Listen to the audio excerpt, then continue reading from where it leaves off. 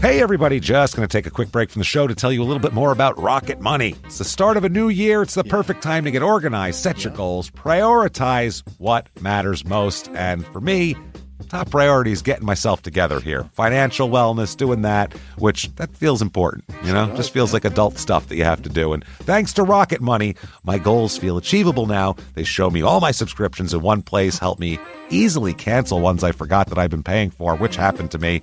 Absolutely happened to me.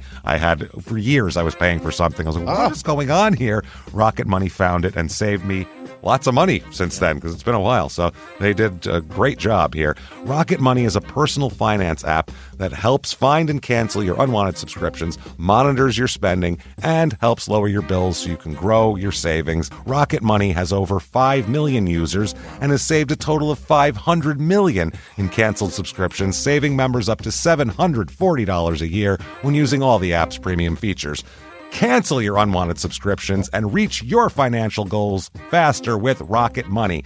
Go to rocketmoney.com/smalltownmurder today. That's rocketmoney.com/smalltownmurder. rocketmoney.com/smalltownmurder. Now back to the show.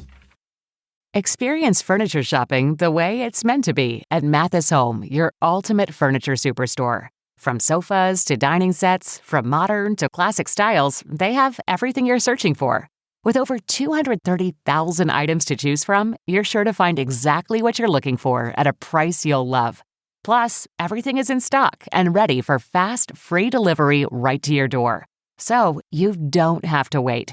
And if you're looking to really transform your space, take advantage of our complimentary interior design services. Our expert designers are ready to help with any project, whether big or small. And right now, check out the Lazy Boy BOGO event at Mathis Home, happening now through March 1st, 2025. Buy one Lazy Boy recliner and get another one absolutely free. Don't miss this limited time offer. Only at Mathis Home, your ultimate furniture superstore. There's one thing that will forever change the way you sleep, and it's the softest 100% organic cotton bedding from Boll & Branch. You'll fall asleep faster wrapped in the most luxurious comfort. You'll never sleep hot again with airy blankets, cloud-like duvets, and breathable sheets. You'll experience pure comfort on night one and feel your bedding get softer with every wash. Discover the difference with 15% off your first order at bollandbranch.com with code WONDERY15. Exclusions apply. See site for details. This week in Seiling, Oklahoma, when charred bones are found at the ex-husband's house of a missing woman, detectives have to unravel the mystery of whether he actually committed this horrific deed. Welcome to Small Town Murder.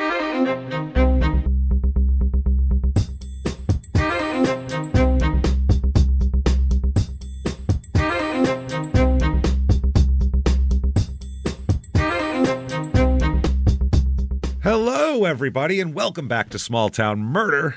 Yay! Oh, yay indeed, Jimmie. Yay indeed. My name is James Pietragallo. I'm here with my co-host. I'm Jimmie Whisman. Thank you, folks, so much for joining us today on another incredibly crazy episode of Small Town Murder. Like always, hope you've been enjoying them. It's been wild lately. The crazy Alaska stuff, it just never stops. We're hitting Oklahoma, which is always nuts. Going to be some wild stuff today. Before we get to that, head over to shutupandgivememurder.com. Get your tickets for live shows. What are we, October 18th, Kansas City. It is. Get your tickets there. There's still some tickets for that. And that's one of the only ones that there's really a lot of tickets for left. Everything else is either sold out or pretty damn close to it. So get in there and get your tickets for that. Also get your tickets for the October 30th virtual live show. Here we go. Halloween edition. It's going to be so much fun. A crazy murder and all the pictures and jokes. And we're wearing costumes. You're not going to be able to believe it. A lot of fun. And it's available for 2 weeks after you purchase it, too. So you can watch it 20 times. You can watch it 5 days after it airs. Do whatever you want with it for 2 weeks. And then you got to give it back. So there you go. Have fun with all of that. Shutupandgivememurder.com. Also, you want to listen to our other two shows, Crime in Sports and Your Stupid Opinions. If you haven't listened to Crime in Sports and you've been wondering, I don't know about sports, there's an episode we did in the last couple of weeks, a guy named Mark Walton. It's unbelievable. You don't need to like sports at all. Please give it a shot. We beg you, honestly. If you don't like this episode, then you'll never like the show, and you probably hate us I'll too. piss my pants. That's right. You'll understand what that means if you watch if you listen to the episode. So check that out and your stupid opinions. And also get Patreon. Patreon.com/crime in sports is where you get all of the bonus material. Yeah. Anything that's for small town murder and crime in sports. Anybody $5 a month or above, you get all of it. All of it. And it is hundreds of back bonus episodes immediately and the new ones every other week. This week for Crime in Sports, we're going to talk about the 1993 Florida State football scandal. Fine. They won the national championship and they were cheating all over the place. So that's Monsters, fun. Yeah. Oh, yeah. And then STM Speaking here. of monsters. What? What's that? Oh, I'm like, I thought you had something else to say. Speaking of monsters, Sorry, I'm just trying to participate. You were queuing. Here, man. No, you were queuing. That was great. That was a terrific cue. I was like, oh, he's got more to say. Okay, let him talk. For Small Town Murder, we are going to do Ted Bundy's psychological evaluation, speaking of monsters, from 1976. Imagine being a psychiatrist and having a month and a half just to study Ted Bundy. That'd be great. That is like being a party. a bone guy studying the Elephant Man for a month and a half. Like that's amazing. So check that out. That is Shut Up and Give Me Murder. No, that's the website. We're talking about patreon.com/crime and sports. Quick disclaimer here. It's a comedy show, everybody. We're comedians. Yeah. And we're also telling a murder story. Those things are, you can't mix them. Coexist. When people, well, how do you mix that together? Well, very easily. The way it is you don't be a complete jerk fucking asshole about the whole thing. Yeah, exactly. It's really easy to do it. That's the thing. It's there's some things that are funny and some things that aren't. Nothing funny about an actual murder. Oh, someone's getting stabbed to death. That's not funny. It's tough going, yeah. A guy going, I think I can get away with this if I get on a tractor and drive away. That's ridiculous. And we're going to laugh at that. And if you don't, then I don't know what you're doing. You're not a human being. Your robots should tell the story then. So that's the way we go about it here. We don't make fun of the victims or the victim's family. Why is that, James? Because we're assholes. Yes, but we're not scumbags. See how that works? Super easy to do that. Pretty so easy, that sounds good to you. You're going to hear a wild show. If you think true crime and comedy should never, ever mix, then I don't know. Maybe we're not sure for you. Or maybe we are, though. I don't know. You never know. Give it a shot. Either way, no complaining later. That said, I think it's time, everybody, to sit back. Let's all clear the lungs and let's all shout. Shut up and give me murder. Let's do this, everybody. What do you say? Want to go on a trip, Jimmy? Let's do it. Yeah, I do. We're going to Oklahoma. We are very soon. Not so fast on that. Want to go on a trip, huh? We're going to northwestern Oklahoma. Is that where you wanted to go? Is that where you were looking to go? Northwestern. What's up there, James? Not a lot. No, the panhandle is. The Seiling is up there.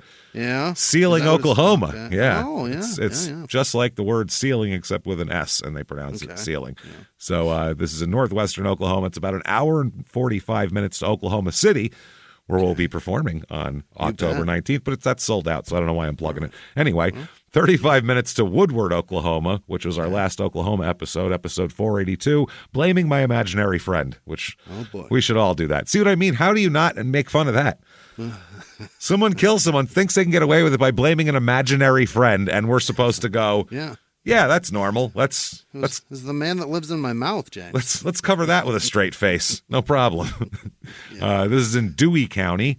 And area code at 580. Motto is the Crossroads of Northwest Oklahoma. Do they need one? I was going to say, the other motto I think answers that question. That is Crossroads of what is really the other one. What are we looking at? There's not a lot here.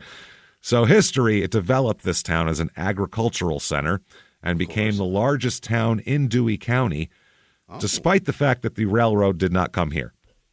Is that right? It went to Canton, which is like more than 25 miles away.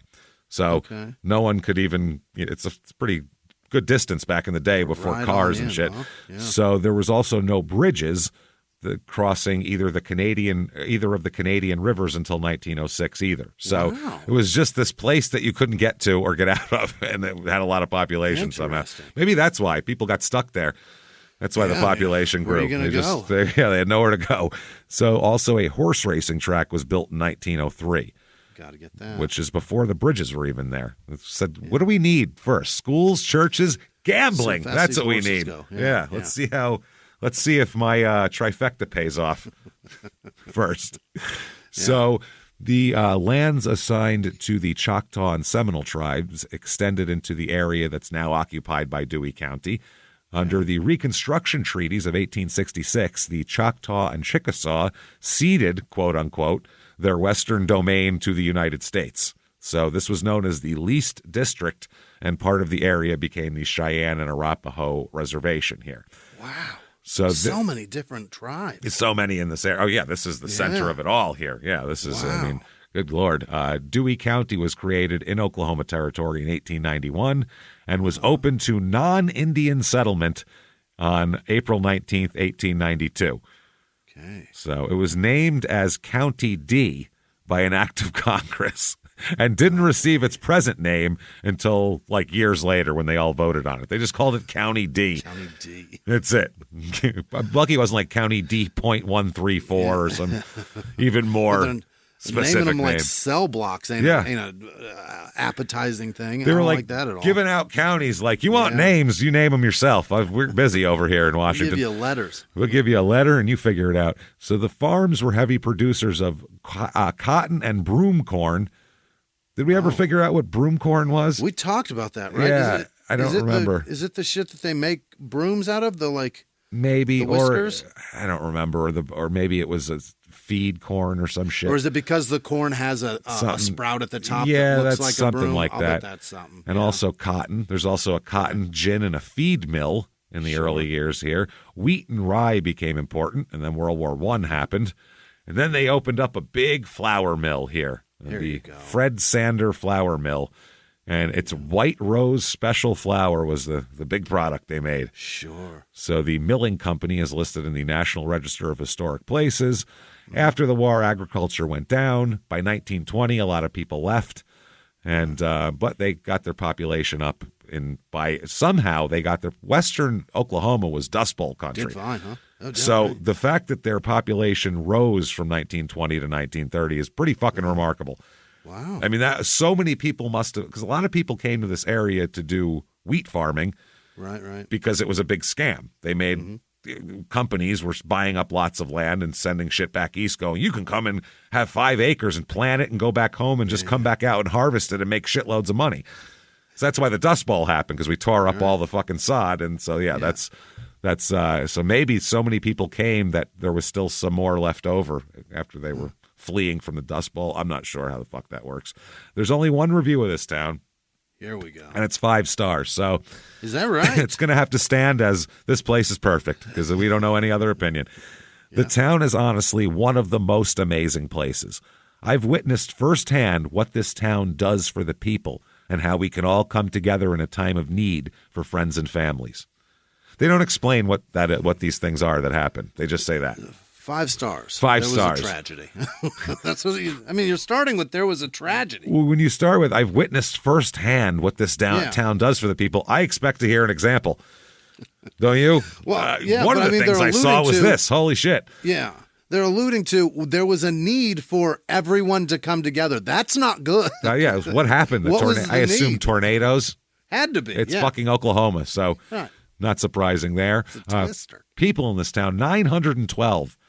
Oh. Not a big place. A lot of big ranches and shit here. The female-male population, I've never seen anything like this before. It is 63.3% female. Wow. Where have all the guys gone here? What is happening? Are some farming bitches, or are they just the 63.3% of the worst females possible? They've driven all the males. I don't know what's going on. How is there that many? Are they killing the men? What's happening? 2/3 are female? That's crazy. Sounds great to me. That's it's great specs. 600 gals, 300 men. That's amazing. It's if you're trying to go to college or something, and that was what you were looking at. Like, there's 2 to 1 chicks here. I'm going. I'm having a threesome every day. But for real, in a town, how the fuck does that happen? Not good. Yeah, I get, it would be advantageous, but what are we talking about here? What are they doing to the guys? I'm serious. This is crazy. And if you're shy, you're running. That's crazy. Oh, man. It doesn't matter. You're going to have women all over you. You're not going to be able to. It's going to be aggressive. Hey, listen, ladies, come on. Hey, listen, Farmer Fred here needs a fucking day, all right? Take it easy. Jesus Christ, my dick is raw. What are we doing? Raw. Red raw. Median age here is about 35 and a half. A lot of kids here, too. 10 to 14 is really high, that age group. So figure that out. I don't know how the women got pregnant with only no guys in town, but they figured it out. A couple of guys are fertile. A couple of guys are just pumping out the jizz. So family here, it's about 50-50 married, same as kind of usual stats right along the line. Race here, 63.9% white, 0.0% black. So not one black person in the whole town. 0.5% Asian, 1.3% Native American, 18.9% Hispanic. So the religion here, it is 87.4% religious here, which is really high. The only higher one we've seen was a few weeks ago in Utah, and that was expected. Right. But this is less. Yeah. And they're mostly Baptist and Methodists here, apparently. Baptists are the Catholics of the tornado belt, apparently. So Great Plains. 37.7 are other Christian faiths. So I don't know what that means. There's something else that's not on the list of shit here. I don't know. Snake handler, Pentecostal, snake handlers. I don't even know. Pentecostal's on here, though, so I'm not even sure. The unemployment rate here is low. The median household income here is also low. It is $45,368 a year. Oh, no. Which is a good almost 25,000 less than the national average. The cost of living here, though, 100 is regular. Here it's 78. So it's pretty low, and housing is the real low thing. Wow. Median home cost here, $123,800. That's magical. That is wild. But when you see what you get, it makes sense. Yeah. You go, oh, that's not worth that's not worth that money at all. Jesus. It's outrageous, huh? It's actually out of bounds if you think about it. Well, there's some properties that are so shitty and cheap, and they seem to be balanced out with these ranches that have a lot of land that are more expensive. And that'll make sense when I give you the real estate report here. And as a matter of fact, it is time. If we've convinced you, damn it, you need to see a twister. You haven't seen one in a while. Yeah. We have for you the Seiling, Oklahoma real estate report.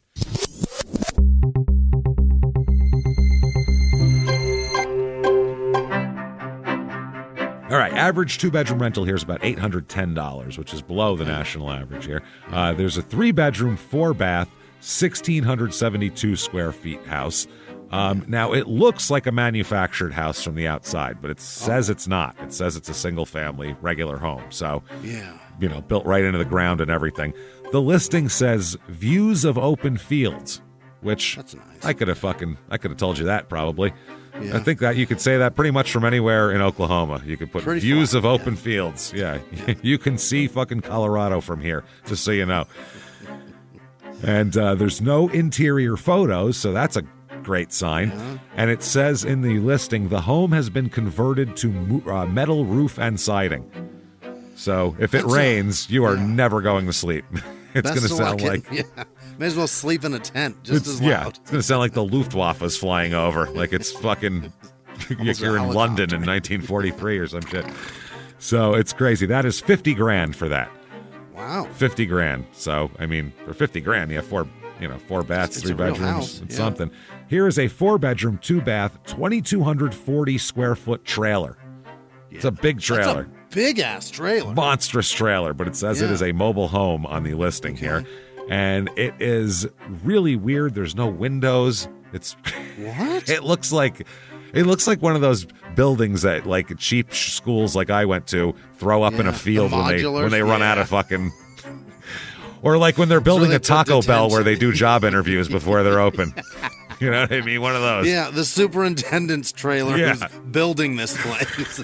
That's what it is. It's real weird. There's a hatch in the ground outside, so I assume that's a tornado shelter in there. Something like that. Maybe a murder bunker, as Allison said. We don't know. Is it bulged or is it just a door? It's just a door. Wow. $99,000 for that, though. I kind of want it. Nah, you want a trailer in the middle of Oklahoma? For what? Just for the bunker. I want to see what's down there. I want to see what's doing. You can get that in nice places, though. Plenty of people built nuclear bunkers and shit. You don't have to hunker down from tornadoes to do this. Here's a 4-bedroom, 3-bath, 2,280 square feet. Looks like it hasn't been updated since, Grandma was in her 50s, basically. It's been a while. It is on 17.46 acres. And they said this magnificent property offers the epitome of country living combined with modern comforts. And it has a 60 by 120-foot barn, which is a fucking huge barn. Wow.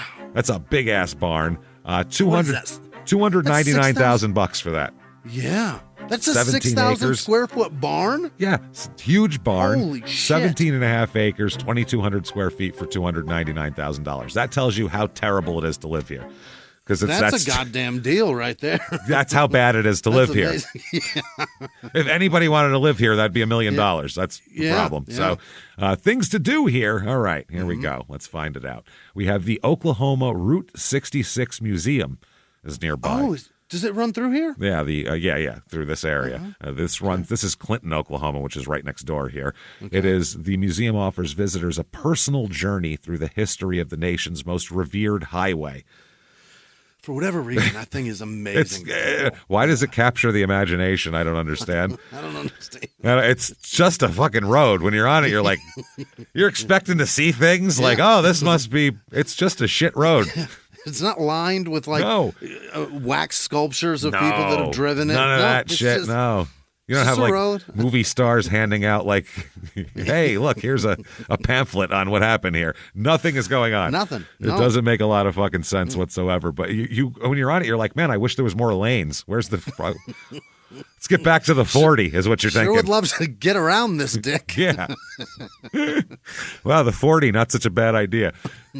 So encounter the iconic ideas, images, and myths of the Mother Road. Yeah, there's nothing there. Yeah. Image, you just said ideas and myths. None of either of those things actually exist in reality. Nope, those are fake. It's a fucking road. That's what you're looking at. Learn about the dreams and the labor needed to make the road a reality. Yeah, it must have been hard to build, I assume. Well, I'll bet the idea of the 40 must have been crazy. Mind-blowing. Mind-blowing. If they got a 2-lane road and they're losing their shit about it. They're going crazy over that shit. Then this next line is my favorite line of anything ever, because I can't think of a more desirable thing to do than, quote, experience the Dust Bowl. Why the fuck would I want to experience the Dust Bowl?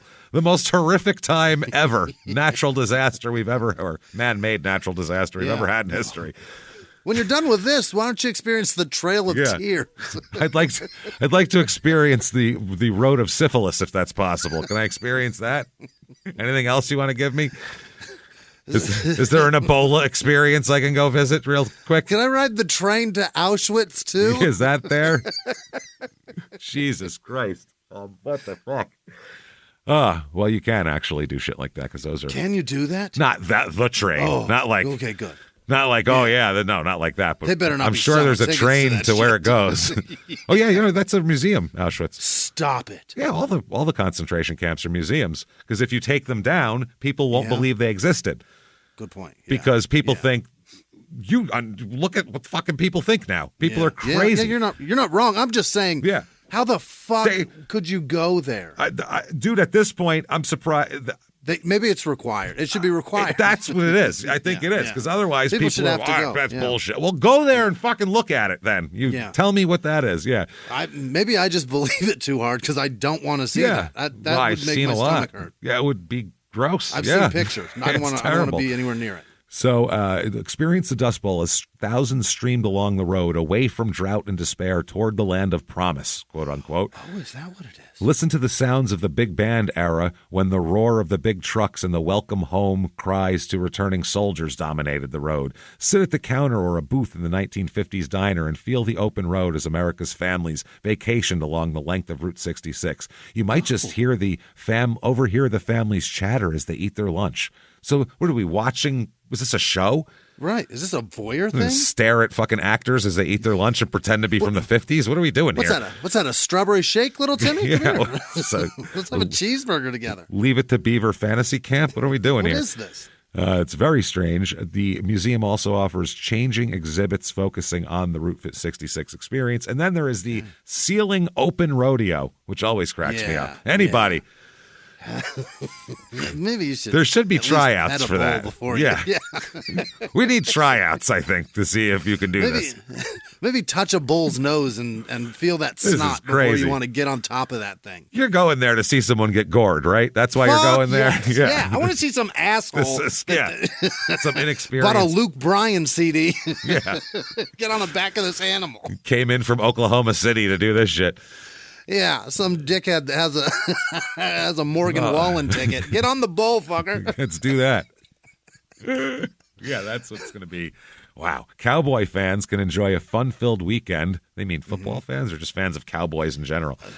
I mean, Cowboys Or are a bad Oklahoma thing, State Cowboys. Yeah, that's maybe the other that's thing. that. Maybe Yeah, that's that. OSU. A fun-filled weekend of rodeo fun and activities for the first week of August. Sit back and watch the great cowgirls and cowboys compete in the bareback. No comment. Together, we don't even have to comment on that.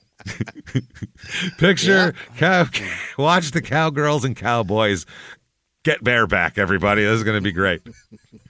Bring the whole family. Then it gets better. Saddle wrestling? Well, bareback saddle wrestling. That sounds like something now.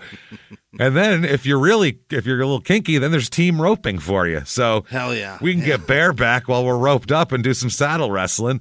Then there's ladies barrel racing, where we stuff about as many ladies as you can into a barrel and then race it.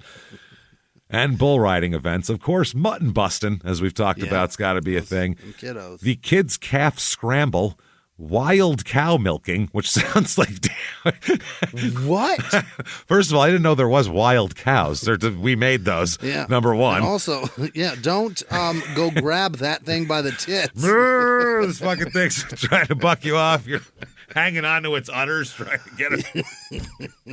Don't get under that animal. Terrifying. They're 1,000 pounds. They're for Christ's huge. sake. That's wow. That's like trying to change a stranger's oil while they're driving. That's what that sounds like. Fuck are you doing? There's also a little princess competition because you have to have that. Who's pretty? Yeah, let's judge who's not. And of course, a rodeo queen contest. Yeah. And as always, the clowns are sure to tickle your funny bone. Yeah, they're hilarious, I'm sure. So there we go. The good news for you, James, is they get fucking I know. Just trampled. That's wonderful. I love it. Those poor bastards. I can't believe they do it. We should put non-rodeo clowns in there. Just clowns. Oh, you want to be a clown so fucking bad? This is part of it. There you go. That's how you get to be in Cirque du Soleil. I want open rodeo clowning. That's what I want, not open rodeo. Fuck. Crime rate in this town. Property crime is about 1/3 below the national average. So not a lot of stealing going on. And then violent crime, murder, rape, robbery, and of course assault, the Mount Rushmore of crime, is about 1/3 of the national average. So about 2/3 low or under the national average. So safe place. It's in the middle of goddamn nowhere, and it's a lot of ranches. Lots of gals, I don't even know what to do. Yeah, all the women, it's going to drive the crime rate down a little bit. So that said, let's talk about some murder and a real fucked up, weird, twisted little case here. Okay, let's talk about a guy first off, Leroy Dean Dennis. That's a cowboy. That's a cowboy name, yeah. Leroy, and he is too. Leroy Dennis. Leroy Dean Dennis, by the way. Yeah, Dean really puts it a little more. Leroy Dean Dennis here. We named him that after his breakfast sausage. Probably. He was born in April 1948, so I don't even know if the breakfast sausage existed yet. I don't know. That guy was. And that James guy Dean didn't exist. Right? Who knows? I mean, I'm sure he was alive, but I don't know if he was a famous sausageteer by then. Sausageteer, is that a word? Sausagier? Sausagier. That's it right there. Yeah. Hello, sir. This is a world famous sausagier. Fucking Jimmie Dean. That pig was raised. So, yeah, he's born April 48. His family owned and operated a 1,500-acre ranch in Seiling. Hell yeah. In Seiling. Awesome. They bought it about 1941. So they are, ranching people, boy. Let me tell you something. 1,500 acres? 1,500 acres. That's a shitload. That's a lot of land. Yeah. A lot. He's going to grow up in this area and pretty much just be a rancher when he grows up, as he's growing up. And he doesn't really do a whole lot because there isn't really a lot to do, especially back then. He just ranches and then sleeps. There's really nothing going on. He's going to meet a young lady, luckily for him. I don't know how. Not on the ranch, I don't think. Her name is Janet Maria, and she is born in 1952. They're going to get together right away, and when she's, they get together when she's about 20. They're going to get married in 1974 on Christmas Eve, which is, who the hell has a Christmas Eve wedding? That's pretty selfish. I was going to say, you are fucking that holiday up for everybody. You're ruining everybody in your family's children's lives. Yeah. Oh, I guess we're not doing Christmas Eve like we normally do. Yeah. And then the next day, you have to deal with that. With people coming from out of town. Go fuck yourselves. Not opening that one gift on Christmas Eve. Thanks a lot. Appreciate it. Selfish. I'm sure the judge who married them was like checking his watch. Like, I got dinner plans here. I got to pretend to be Santa. I got to do this. Jesus Christ. You guys are all, okay, I guess I'll marry you then. So they marry, and they start to, for about 4 years or 3 years, there's no children. Then in 1978, they have a son named Tad. Hell yeah. Talk a lot about Tad here. They end up buying a house in Oklahoma City. Really? Now, this is the crazy part. The ranch, I guess, as this guy's siblings, as Leroy's siblings leave and his dad dies, his mom, Maisel, M-A-C-E-L, Maisel, Mackle, I don't fucking know. That's Maisel, right? I think it's Maisel. Maisel, she stays in the house and lives there. He's going to end up being a weekend rancher. That's a sweet gig. It's later on he'll do this. He'll live in Oklahoma City during the week, and then he goes on the weekends to the ranch with his mom and does ranch work, and then goes back to work on Monday. Hey, everybody, just going to take a quick break from the show to tell you about the safest sponsor ever, Simply Safe. Absolutely. These people will keep you safe. It's amazing. You know that every 26 seconds a burglary takes place in the United States, according to the FBI. That means that by the time this podcast is over, dozens and dozens of homes will have been targeted, ransacked. God knows what happens here. So protect your home before it's too late with Simply Safe proactive security system. Simply Safe helps stop threats before they even have a chance to break in. Named Best Home Security System by U.S. News and World Report 5 years in a row. And by us for about the last 8 years as well. If you trust us, believe me, you want Simply Safe. So visit simplysafe.com/small to claim 50% off a new system with professional monitoring plan and your first month free. That's simplysafe.com/small. There's no safe like Simply Safe. Now back to the show. This show, Small Town Murder, is brought to you by BetterHelp. Get yourself some therapy, everybody. Honestly, here. We often hear about, red flags that you should avoid. Hey, that's a lot of a thing. It's become a real phrase now, real cliche. But why don't you focus also, you look at like green flags in friends and partners. Look for good things as well. Right. And maybe you're not sure what that looks like, though. Therapy can help you figure that out. What are positive things? What are the green flags? And then you can practice them in your relationship. It's absolutely a fact. And so, honestly, we absolutely are huge advocates for this. It really, really helps. BetterHelp is fully online, making therapy affordable. It's convenient. They serve over 5 million people worldwide. You can access a diverse network of more than 30,000 credentialed therapists, wide ranges of specialties there. Here's the coolest part. You're not getting along with your therapist, you're just not feeling it, you can switch at any time, no extra charge. Wow. The thing is, they want you to get help. That's it. And you can do it with BetterHelp. Discover your relationship green flags with BetterHelp. Visit BetterHelp.com/smalltownmurder today to get 10% off your first month. That's BetterHelp, HELP.com/smalltownmurder. Now back to the show. Puts a week's worth of feed down for these things? It's wild. Yeah, he must, or he's got people, I'm sure, 1,500 acres. You got to have somebody hired, I'm sure, to work that area. That's a lot of land. Unless you just got them out there, wild cattle or whatever, just kind of grazing. People trying to milk them. Just people running up trying to milk them. So the house they get in Oklahoma City is at 8809 Sheringham Drive. And it's a 5-bedroom, 3.5 bath, 2,376 square foot house. So very comfortable family home. Yeah. Very comfortable. The current Zestimate on it is $246,000 in case you're looking. Not bad. So it's not for sale. But anyway, Leroy has some trouble. A little bit of trouble here. Leroy's a little rough around the edges, as you might imagine here. Yeah. And he's got a little bit of issues. In 1979, about a year after Tad was born, he is going to be charged with grand larceny in April of 79, stemming from, and this is some rancher crime right here, the theft of $600 worth of fencing. What? Yeah, you don't hear that very what are you often. In for? chain link. Chain link. Stole it all, man. Jesus. Chain link, wood slat. It was all of it, man. It was all fencing from a neighbor of his, I guess, from a resident named Ray DeLong. And he ended up, I guess, got a 1-year deferred sentence. And if he didn't get in any trouble, they'd dismiss it. And the charge was dismissed in 1980 because he didn't get in any more trouble. Yeah. But all the residents of Seiling said this was not an isolated incident. He's a fence stealing bastard, boy. So the way the world will end up working out is that people in Oklahoma City and people in Seiling have completely different versions of him. Oh. In Oklahoma City, he is known as a great fucking guy.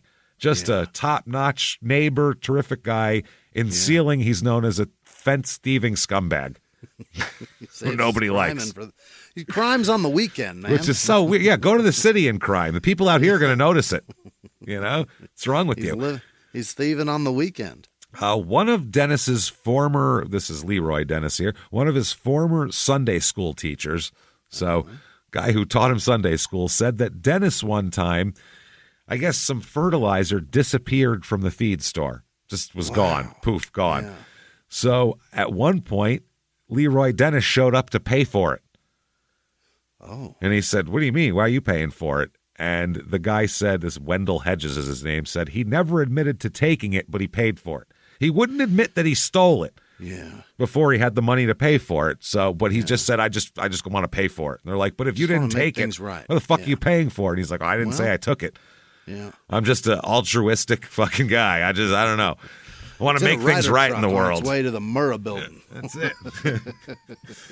So I set things right in this planet. You know what I mean? I'll right other people's wrongs. I'm raising 14, 15 other people's kids right now because they ain't doing a good job. I don't give a shit. I'm a nice guy.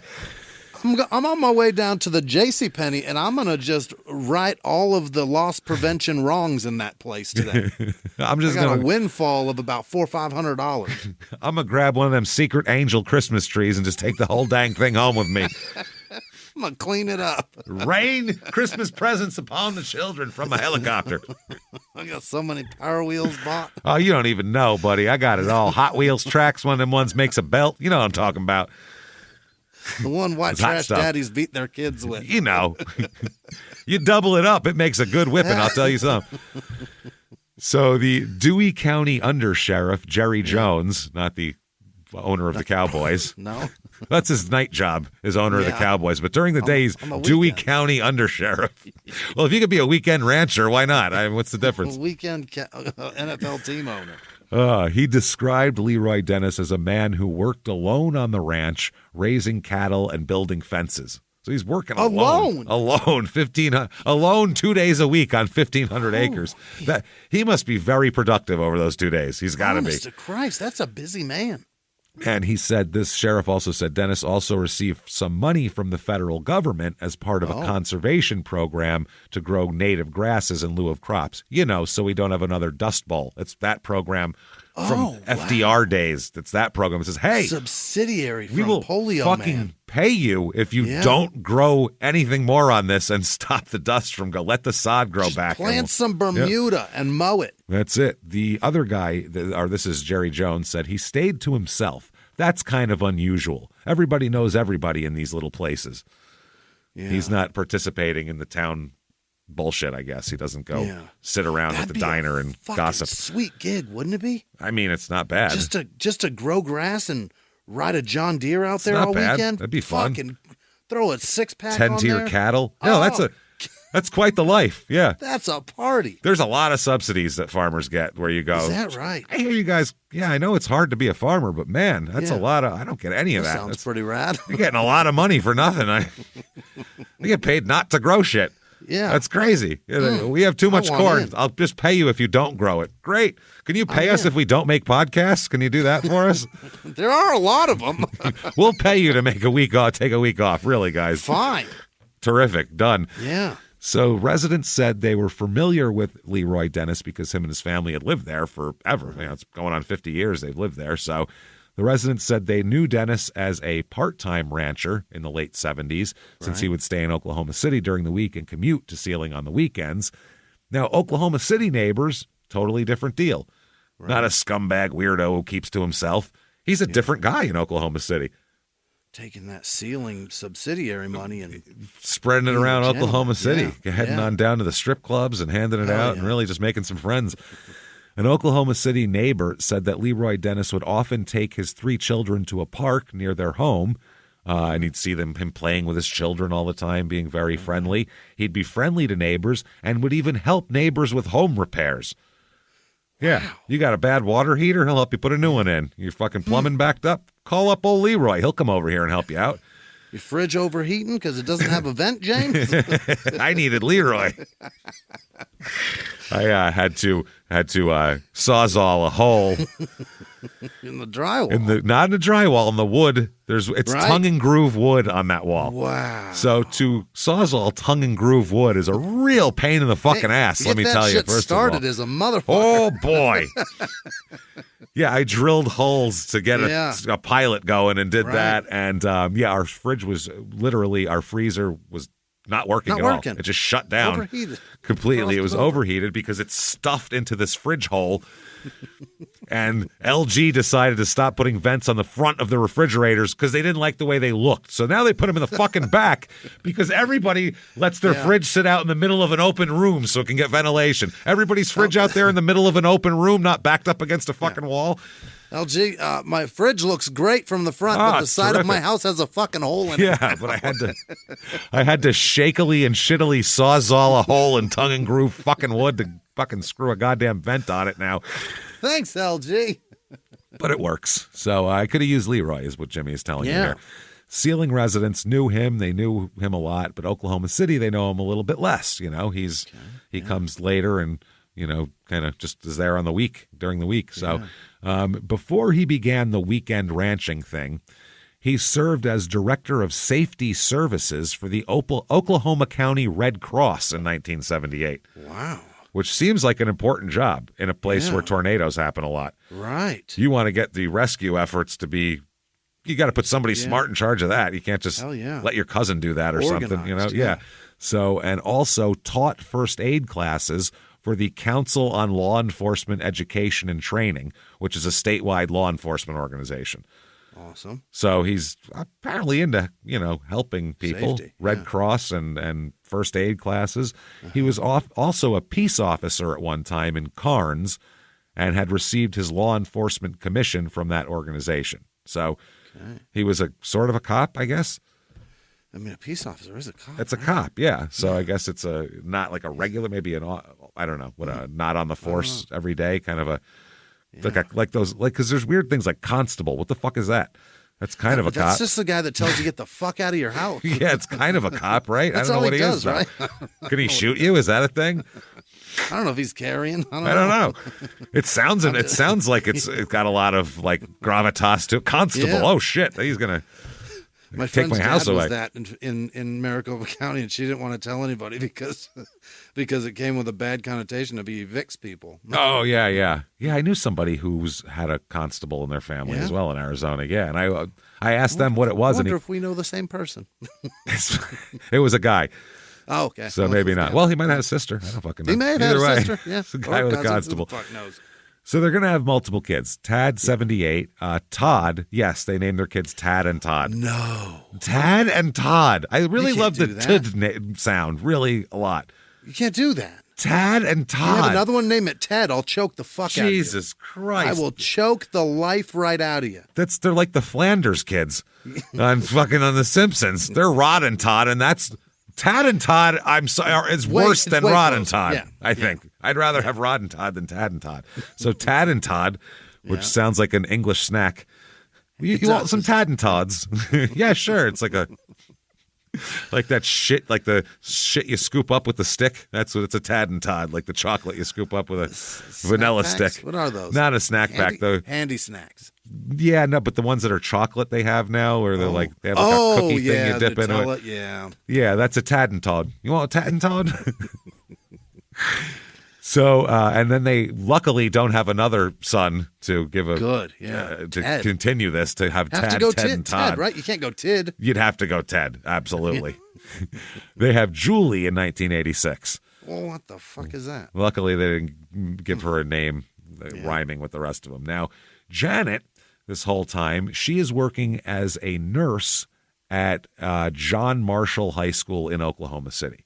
Okay. So she's doing her thing, nursing. School nurse, at the high school. So, I mean, we have a lot of people on our shows that are school nurses somehow. You notice that, by the way? Yeah, a lot of people in our stories are school, really out of whack amount of school nurses. It's been around a lot. Like there's a rancher once in a while because it's small town murder, so there's rural shit. That makes sense. But school nursing is very specific to be. Bizarre, It's very strange. Now, they don't have the best marriage. Everything seems okay from the outside, but Janet tells some of her friends at work, gossiping around the water cooler at the high school here, that he's pretty controlling of her. Oh. And she doesn't like that. And he didn't like for her hair to look nice. What? He didn't want her hair to look nice or for her to wear jewelry. So basically, don't look nice is what he wants. Don't dress up. Don't look attractive because I'm very insecure is what that says to me. Yeah. Don't look attractive. No, put your hair in a fucking bun or whatever. Don't look like you're you want to look like the before picture in a high school dating bet movie. You know what I mean? You want to look like that before the popular girl redoes her makeup and she comes back down the stairs. Then you need her when she's getting made fun of. Potion number 9. Yes, exactly.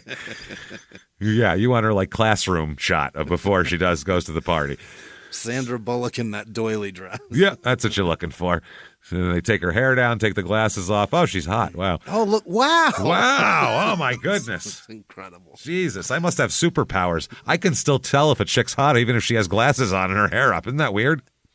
Sometimes she's hotter. Can you? Yeah, sometimes that's hotter. I love glasses. That's hot shit. I like that. Oh, boy. That's cute. So July 25th, 1990, Leroy and Janet divorce. So their divorce is final. 16 years, huh? Yep, 16 years, 3 kids, and it's over. So it's a valiant effort. They gave it a shot. I mean, Christ, the guy's been weekend ranching for Christ's sake. Right. So I mean, they tried. She hung in there a long time, especially if he's being a controlling dildo. Right. So Leroy is going to live in Seiling at the ranch with his mom. And then he is going to take the kids on the weekends or whatever. So a lot of times he'll end up staying at the house there with them because it's a commute. It's an hour 45 away. Yeah. So that's weird. That's got to be strange. For the weekend? Jesus. Yeah. So Janet here, she ends up getting custody of the 3 children and stays with them in the Oklahoma City house. Hell yeah. In the divorce decree, we have the decree and what it entails here. Fuck, I hate those 2 words. That's a tough one. It's you'd really hate it if this was the decree. Janet is awarded custody of the 3 children, which, I mean, that's to be expected. Yeah. Also awarded her, though, ownership of their Oklahoma City house. Yeah. So she gets that, a car, and 50% of the 1,500-acre ranch that's been in his family since the 40s. No. That I don't understand. That's crazy. How do you get half? She got the whole house. Yeah. And that's an inherited thing. Like, you can't take my dad's ranch now. This is crazy. You can take the shit we've built, but you can't take the shit my fucking mom and dad did. That's insane. That's incredibly unfair. That's because you're supposed to put everything together, split it down the middle. But they put it all together, split it down the 60-30 line, and gave him 30. That's not okay. Well, they gave her all her stuff, and then they gave her half of his stuff. So they split his stuff 50-50, but she got to keep all her stuff. So it's very weird. That's fucked up. That's kind of fucked up. And I'm all for an equitable whatever the fuck, but this is a little much. There's winners and losers in life, sure, but this is super losing. Well, especially later on when we find out where some of this money came from. It's kind of interesting because she was just as much. We'll find out. Okay, so the judge also, if that's not enough, the judge isn't finished yet. It's plenty. No, it's not. Also ordered him to pay her $30,000.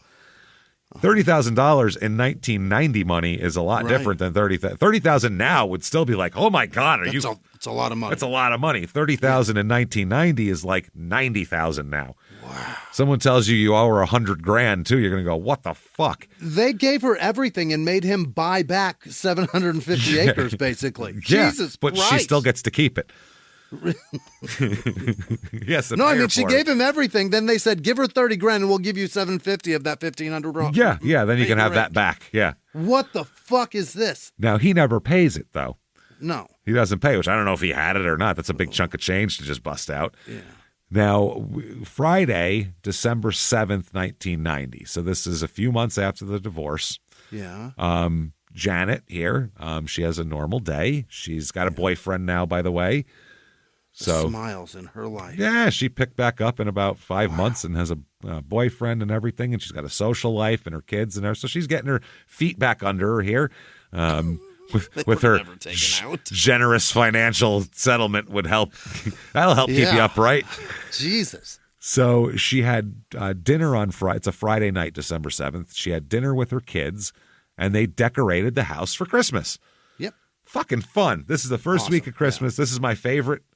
That's my favorite thing. I love it so much when we start getting the big tubs out of the basement with all the shit in it. Yeah. They're looking at where the hell does this go and where these lights go. I love that shit so much. Every year, I'm amazed at the ornaments that I put on the tree. I remember this. Yeah, look at that ornament. 2007. Look at this. There's a date right on it. Oh, fuck. I love Christmas. I love when the house. Last year, we were on the road, and I came home, and Sarah had decorated the whole house. Oh, it was already done. Came home to this, fucking Christmas wonderland. It was I was like, oh, my God. Talk about... feeling like you're walking into your house and then have it be Christmas. It's like twice as warm and nice. Fuck yeah. It was fucking great. So they're decorating. Tad had a wrestling match at school the following morning. So Saturday morning, old Tad. So you know about the early wake-ups to go to athletic Boy, is that a nightmare. So Janet is known for never missing a wrestling match or any kind of school event, partially because also she works there. So she knows everybody. Mm-hmm. So they all, Tad, Todd, and Julie, God, Tad and Todd, Todd, Julie, they all went to bed around 9:30 p.m. on a Friday night, which they got an early morning. 6 a.m. Fuck yeah. So at this time, Janet was still up and doing whatever she was doing. I'm sure trying to take a breath after having a whole goddamn day decorating shit and then also having to get up in the morning because Julie's a kid at this. Julie's like 4 years old, 5 years old. Really? Yeah, the other kids are stinky singlet. 12 and 7. Yeah. Jesus Christ, these kids are. She needs a breath and a glass of wine probably at the end of this night. So the next morning, Tad is woken up by his alarm clock. Gets him up, ready for wrestling. He gets up, he gets dressed, he runs downstairs. He's jacked for his wrestling match here. He goes down to his mother's room because he can hear her alarm going off, and he's like, "Ooh, alarm's not working. Better go wake Mom up." Yeah. So he gets down to wake his mother up and sees she's not in bed. She's not even there. Now, normally in this case, and we'd go, and there she is with a knife in her forehead and her, a bunch of her organs are missing. But no, some of them are on the ceiling. It's the opposite. The bed is, not only is she not in the bed, the pillows are placed under the blankets like the bed is made. Sure, you know what I mean? Yeah. Pulled up and everything. So he also noticed that some of his mother's toiletries were missing from her vanity, which at 12 years old, I had no idea what my mother was doing in the bathroom. None. Did you have any clue what product she was using? No. No idea. The only thing I knew about the bathroom regimen is that sometimes I'd go to brush my teeth and there'd be nylons in there. Yes, and you go, oh, God, Jesus Gross. Christ, God damn it. And you have to go the to water's so brown. You have to go to the kitchen sink now. Yeah, I've been there myself, Jimmie Whisman. I'll tell you that right now. Absolutely awful. Can you hang these over the shower curtain rod already, or is it not that time What is this spaghetti in here? I hate it. How long does this have to soak for? What are you doing in these? I hate this so much. Are you doing male, female, cowboy, bareback in these? What's happening? This is gross. Awful. So yeah, I don't know how a 12-year-old would know what toiletries his mother has or what ones are missing. But he knew some were missing. Would have never known. If the cop said, your mom's missing, what's normally in her bathroom? I would have went, she probably has some toothpaste, I bet. I don't know. Like, fuck do I know? I have no idea. Yeah. So at that, Tad was like, okay, that's weird. Why is her stuff missing? So then he goes looking for her in the house, and he gets to the garage and checks in there, and the car's gone. So she's got a 1990 or 1989 Chevy Blazer that's gone. Okay, yeah. So brand newish Blazer, and that's not even there. So he said, oh, shit. But at the time, he's like, oh, you know what? She probably I don't think we went to the grocery store yesterday. She probably forgot to get snacks for the wrestling match. Okay, yeah. So she's probably getting snacks for the wrestling meet because she's got to bring the other two kids. Sure. And so, yeah, she's probably getting snacks, and then, she'll be back and pick us up. And okay, so he sits there and waits for her to get home. And Tad said, I sat there and waited for a little while, but she never came back. Gone. So Tad waited about a half hour, and then he called his dad up in Seiling at the ranch and said, fucking mom's gone. I don't know. I got up. Her bed's made. Her toiletries are gone. Her car's gone. What the hell, man? Like, I got a wrestling meet. What do I do here? So Leroy tells Tad, I'll come to Oklahoma City later this morning if if she doesn't turn up, obviously. If she shows up, give me a call. But if not, I'll be there a little later this morning. I need to build a fence on the ranch quick. This guy loves fences. There's so much fencing involved in this guy. He is just Mr. Fence Builder. So the Leroy called his family friends in Oklahoma City, some friends of his that he's known for a while, and asked them, hey, would you go sit with my kids for a little while? Because Tad's the oldest and he's 12. So, he's got a wrestling meet, so there's these two. Go hang out with my kids for a little while until I get there or until my ex-wife comes home, whichever comes first. There you go. So by the time night comes, she's still not there. So if you're sitting from like 6:30 in the morning and now it's dark and you still have your singlet on waiting to go to the match, like... It's a long time to get orange slices. Something's up, yeah. So Tad's father and Janet's and Leroy, who's Janet's ex-husband, they end up talking to each other and saying, we better call the police here. She's not, I don't know what's going on here, but she's missing. So they decide it was actually Leroy's idea. We should definitely call the police. So they called the police department, and the police department, the Oklahoma City Police Department, told them that I'm sure she'll be back sometime over the weekend. Yeah. They said this is very common, and then when people disappear, because they said, did she just disappear? And they said, well, she took her car. And my son says she took a bunch of her toiletries. So they're like, well, she went somewhere is what that is. That's, so wait, and she'll be back over the weekend, I'm sure. If not, give us a ring-a-ling on Monday, maybe.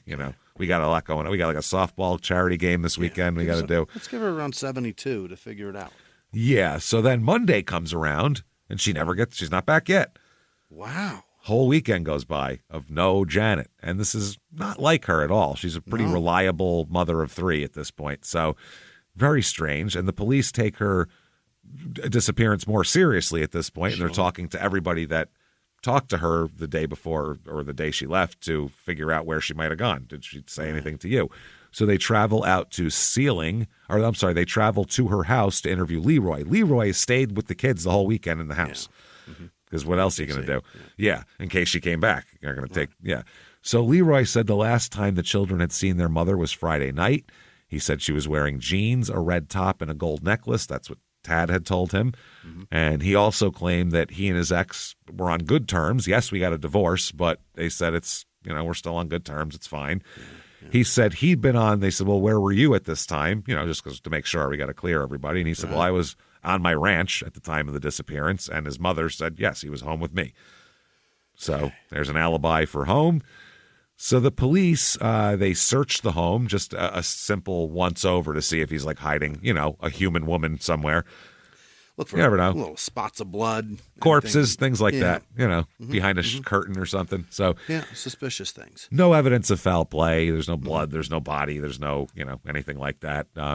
Janice just fucking vanished. Also, her purse is gone too. So purse, car, toiletries. What do you want? Overnight. That's an overnight. Yeah.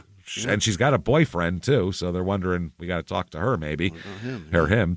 So the undersheriff, old Jerry Jones, said it almost appeared that she just left. Just boom, ran away from her life.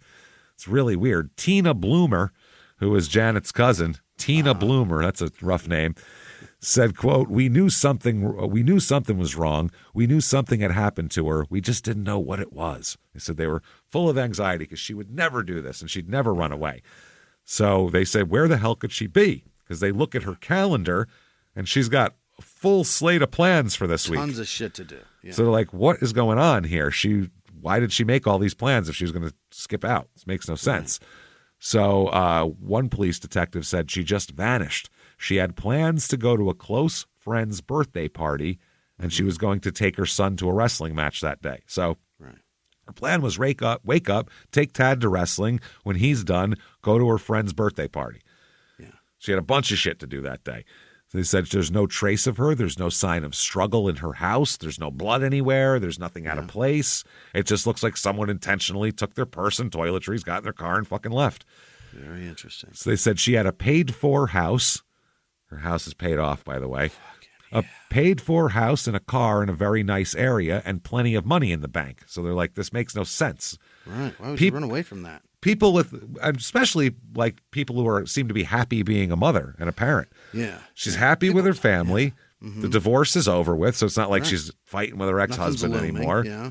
She doesn't have anything to run away for. She's got a paid-off house and money in the bank. People work their fucking balls off their whole life for this life. That's what I mean. So they're like, this doesn't make any sense at all. The cop also said her friends and neighbors described her as a good mother and conscientious. And so they didn't know exactly what to do. They did say that she is 5 feet 7 inches tall and weighs 157 pounds with brown hair, brown eyes, and wore dark rimmed glasses. So that's what we're looking for here, if anybody's looking for. So the police are going to talk to more family to try to figure out if somebody knows something about it. What did she say? Just a hint of somewhere she could have gone. So they speak to her father, Arthur, who said it was very unlikely that she would abandon her children. Yeah. That doesn't make sense. I mean, she knew that they would call. It's not like they're 2 years old. Yeah. If she did leave, she knew they'd call her father and their father would come. So it's not like it's, or her parents or somebody. But they're not just sitting there twiddling their thumbs wondering. To leave in the middle of the night while your kids are sleeping isn't like fascinating. Yeah. So they said, he said, though, that the cops got real interested when he started talking about she has a new boyfriend. They were like, really? We'd love to talk to him. Yeah. This guy said he never liked Leroy, by the way. And he was happy. No, the father never liked Leroy, the ex-husband. Oh, okay. Yeah. Doesn't like him and said that he was happy his daughter got a new boyfriend and moved on from that one. And the boyfriend's name is Jim Umbenhauer. Umbenhauer. Umbenhauer. Mm-hmm. So Jim Umbenhauer, they've been dating. And so the police start digging into Janet's life. They're interviewing all of her work friends. Yeah. And all of them said that prior to the divorce, Janet had complained about Leroy being controlling, telling her how to do her hair, telling her what to wear, telling her not to look sexy, shit like that. Right. So they said she'd been much happier with Jim Umbenhauer. They said she'd been, doing great here. So they said, let's go talk to Jim and find out what he's got going on. Let's hear it. Yeah. Jim's got some suspicious shit going on. Let's just say that. What's his deal? Wow. First of all, he said, yes, I frequently spend the night at her house, and I recently gave her a ring. Oh. So I gave her a ring a couple weeks ago. So I guess an engagement ring or a promise ring or some kind of something. We're hooked up. There's something significant. Yeah. 1950s class ring, some bullshit he gave her. Who knows? Right. Hey, everybody, just going to take a quick break from the show to tell you a little bit more about our stylish friends at Quince. That's right. Let's go elevate your styles, people. Yeah. Get it going. Look good out there. And you can do it now without breaking your wallet, without breaking the bank, because at Quince, you can get high-end, versatile pieces at prices we can all actually afford, which is very nice. You want to get good stuff that lasts and it's good, and they have quality stuff that's very affordable. And you can do like we did, upgrading our stuff here, while still being a very reasonable price. Quince only works with factories that use safe, ethical, responsible manufacturing practices, along with premium fabrics and finishes. It's all quality stuff. You're going to love it. Trust us, it looks good. And I've got the leather jacket. It's a very high-quality item. Real nice, soft leather. Yeah. Jimmie's got his linen pants he's rocking. Yeah. They're terrific. Come on, be like us. Be fashionable. Get in there with Quince. Indulge in affordable luxury. Go to quince.com/smalltownmurder for free shipping on your order and 365-day returns. That's QUINCE.com/smalltownmurder to get free shipping and 365-day returns. Quince.com/smalltownmurder. Now back to the show.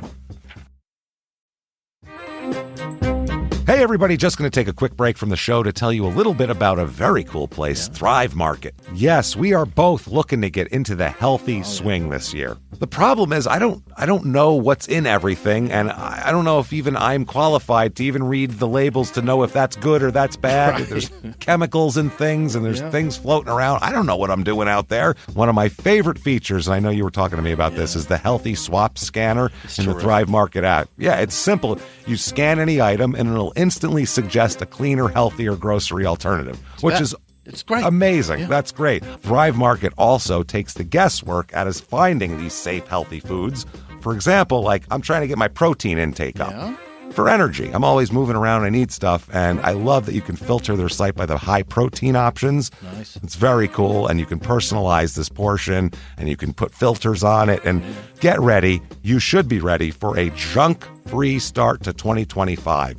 Get ready for it and head to thrivemarket.com/smalltownmurder and get 30% off your first order plus a free $60 gift. That's THRIVE market.com/smalltownmurder, thrivemarket.com/smalltownmurder. Now back to the show. 1942, Europe. Soldiers find a boy surviving alone in the woods. They make him a member of Hitler's army. But what no one would know for decades, he was Jewish. Could a story so unbelievable be true? I'm Dan Goldberg, and from CBC's Personally, Toy Soldier. Available now, wherever you get your podcasts. So he said he had been to his Arthur, Janet's dad's house recently, where he got a key to Janet's home. This is after she's disappeared. Really? This isn't before. Yeah. So they're like, okay, since she's been gone, you went and got a key to her house. Why did you need a key to her home? And he said, well, he went to search the home. Do his own sweep of the home here. He waited for Leroy and the children to leave and then went in the house. So the police are like, well, that doesn't really seem like a thing you would do. That's weird. Why would you? Yeah. It seems like you'd do that if you needed to get evidence out of the house. You'd say, can I get a key? I'm going to go there when no one's there because that's when I need to search it. It sounds really suspicious. Yeah. So they're like, okay, now what's up with Umbenhauer? He's an active member of the military. They're like, okay. And the detective, Craig Gravel, said Jim wanting to get into the house after Janet went missing was very strange. We didn't know what he was searching for, but this was bizarre behavior. Yeah. Very bizarre behavior. You'd want to stay the fuck away from that place. Especially if it's a girlfriend. You know what I mean? Like yeah. You're not married. I need to get in there. Why? What the fuck? To search. I don't like that. What are you looking for, Chief? So afterward, they get together, Umbenhauer and the police, and he agrees to come in for questioning the following day. Once they hear all this, they're like, we talked to you in your living room, but we need to have like an interrogation room, and serious talk. And it's a new relationship, James. Yes. This isn't like a 5-year relationship. There's no patterns of behavior to look at. Yeah, we don't know that like, oh, well, they've gotten along or whatever. There's no pattern of behavior here. So we have no idea. So he does that. He agrees to come in. But before he comes in the following day, that very day, they find Janet's car. Where? It is in the parking lot of the airport, Will Rogers Airport, the Oklahoma City airport. It's in the parking lot. So the investigators come to the scene to look at it. They found the trunk was filled with toys. Oh, like she just bought a bunch of Christmas presents for the kids. Yeah. So it's filled with toys. So they're like, okay, why would she have bought a bunch of Christmas presents for her kids and then leave her toy-filled car at the airport without any warning? So they said, that's very strange. But they thought if she's coming back by Christmas, maybe that would make sense. Sure. But otherwise, I don't know what the hell she's doing. Who takes off and runs to the airport it's when you got in the middle of the tomorrow? Night. Yeah. Lots of plans. That's the totally, yeah. With your kid, with your friends, it makes so little fucking sense. Turnaround flight that you're going to make all your plans tomorrow. Yeah, you're running up to the counter with cash in your hand going, what flight's leaving now? What? How far can I get with this? Yeah, looking like a terrorist. So they don't know what's going on. So they said before police could leave the scene, They're at the fucking airport. This is disturbing. At the airport, they pop the trunk toys. They're looking at it. They're standing around it going, what the fuck? They fingerprint. They're, all the forensic shit they're doing that they have in 1991. And in the middle of all of this, before they wrap up the scene, here comes Jim Umbenhauer driving up to them in the parking lot. Yeah. That's not How did he know? Yeah. Why are you going to every place that she was? Right. Like, this is weird shit. So the detective said they were shocked. The only way they could put it was shocked. Certainly, this is crazy. They said no one understood, A, how he knew where the fuck the car was. Right. Because this hadn't been announced to the media or anything yet. They went out there and found the car. Like, there was no... Shit. No one else would know it for another day that they found the car when it was in the newspaper. This is 1991. It's not like there's an internet where people are posting shit or anything like that.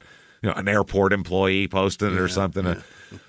So no one understood that. He claimed, this is wild, he claimed that he'd been simply driving around parking lots looking for her car when he happened to come upon it at the same exact time the police did. I just left Chili's. It wasn't there, so I figured airport. Let's try there. Well, he already searched the house. He did his own search on the house, so why not do his own one-man police force thing? Why not? So that's a wild claim. To drive around. I've been driving all of Oklahoma City, and then I just got to the airport while you're here. Malls, strip malls, fucking grocery stores, whatever I could come across. I got me a Rand McNally, and I just drew a grid, and I'm driving it. What the fuck, man? So the police were like, I don't think so. They were not surprised, or they weren't convinced that his presence was a coincidence, that they all found the car at the same fucking time.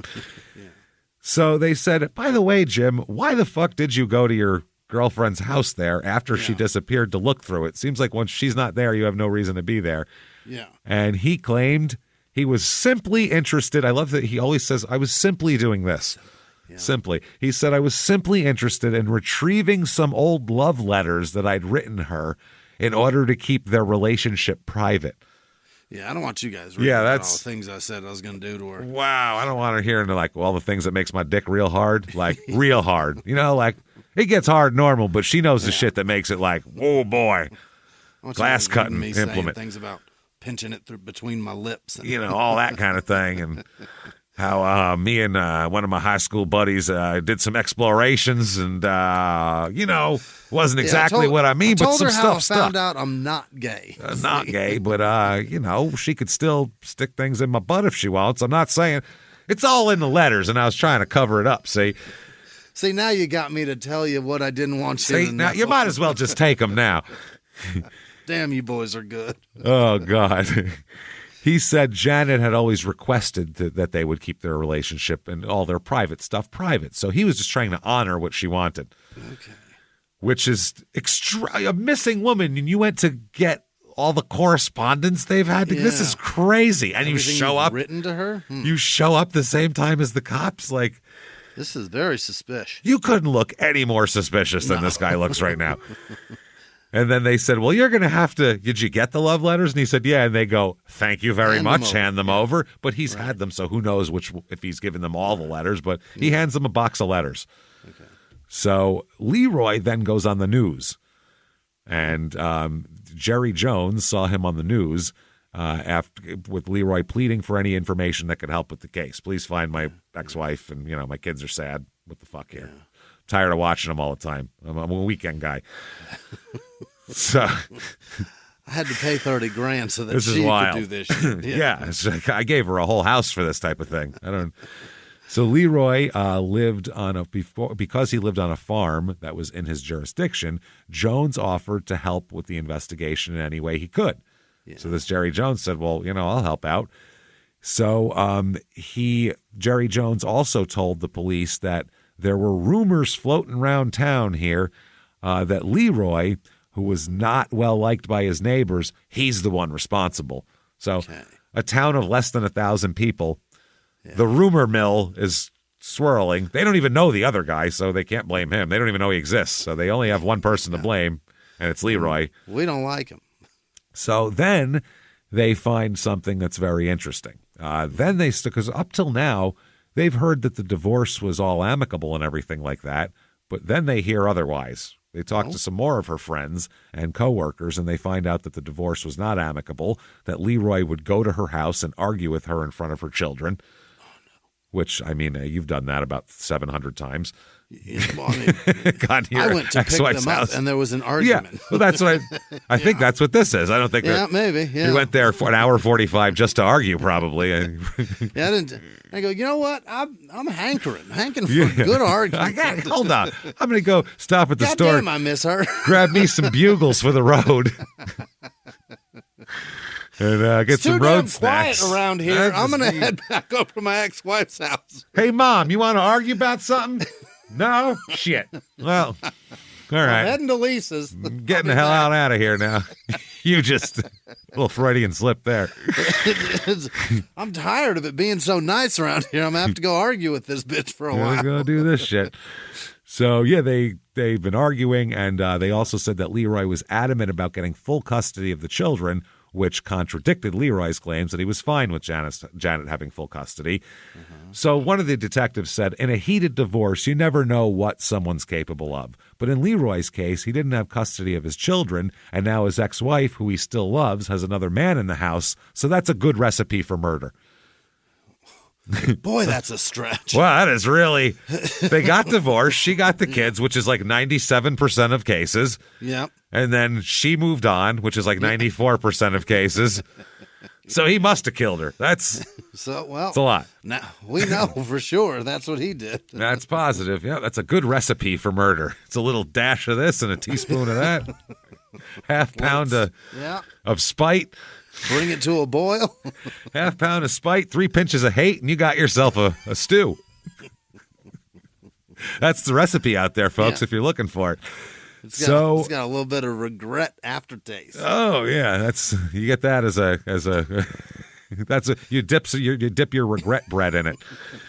You mop it all up with regret bread. Yeah. Sop it up with regret.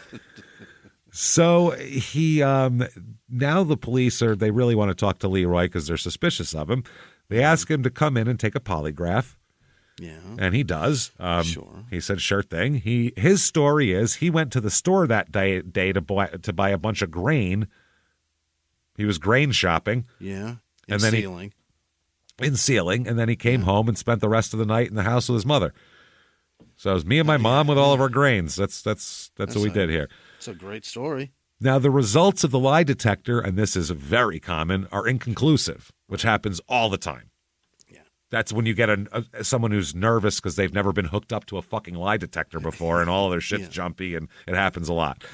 And afraid for this thing to come up saying I'm lying when I'm not. There's plenty of stuff. It's whenever they'll ask the basic questions too, if you watch the lie detector thing.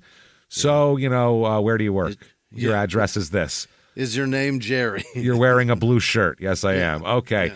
Did you cut your wife's throat and then dismember her and put it up? Whoa, that'll make anybody's heart rate go up. Jesus Christ, just as the mention of it. Yeah. Oh, God. So they asked him if he would take another test because they couldn't figure it out that time. And he said, listen, I have heart problems. I'm not sitting through that shit again. You got your goddamn tests like you asked me to. I took it, and I can go fuck yourselves. How's that sound? Yeah. Take that test and figure it out. I can't say I wouldn't be on that thing too. Yeah, if he's got heart problems, I'm on his side, man. This is my ex-wife. Y'all can find her all you want and tell me when you do, because I'll be over here. But I don't fucking know. I'm not going to take 20 lie detector tests over it. And if you don't, I'd like my shit back anyway. So then they find another witness. They find a witness who says that they saw Leroy outside the house in Oklahoma City on the afternoon of December 7th, which is she disappeared the middle of the night between the 7th and the 8th there. The witness said that they saw his vehicle parked outside the residence that evening around 7 p.m.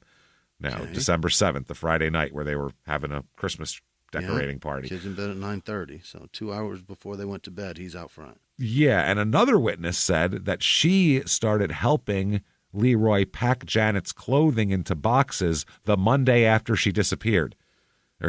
So she left Friday. They were like, where'd she go? They just called the cops, and they were saying, maybe she'll come back over the weekend. By Monday, this witness said Leroy was packing her shit up, basically. Wow. Maybe he was like, well, you abandoned it, my house now. Maybe he was doing that. Maybe he was doing like a possessions 9/10 of the law. I live here. I don't know what he was trying to pull. They packed up her things. This woman helped him. They packed up her things during the entire week and put them in a closet before putting the boxes in the attic. Wow. So she comes home, her shit is going to be in the attic. Up there. It's cold. Yeah, there it is. So that's weird. Definitely fucking weird. She has to move back in? I mean, wow. You know what? She deserves to have to do that if she left these kids all day for 3 days. If she just came home with trinkets from Disney World, I'd be like, listen, you asshole. You're going to have to move back in. She's got a bunch of drink umbrellas from her trip to the Bahamas. I don't want to fucking talk to you right now. But got the souvenir cup, the whalebone. Here's a question. What is more suspicious behavior? Right. Getting the key and searching the house and then showing up at the site where the cops find the woman's car when you had no idea where it was, no one else on earth did, or packing her shit up 3 days after she leaves and putting it in the attic. Which is more I can't tell which is more suspicious. They got to look at each other and go, these motherfuckers do this together? Yes, right? That's what I said. Are these two, are they hanging out together or what? Like, what the hell's going on here? You know what? She is a bitch. You're right. Fuck her. Like, did he hire a man to date her and then murder her with him? That's what I mean. What is the story? This is crazy. So this was well in advance of, knowing where she was or anything like that. So then a neighbor says a large fire was seen. Oh. Okay. This is a neighbor said on the morning of Friday, February 7th. So that is 12 hours before the Christmas decorations go up.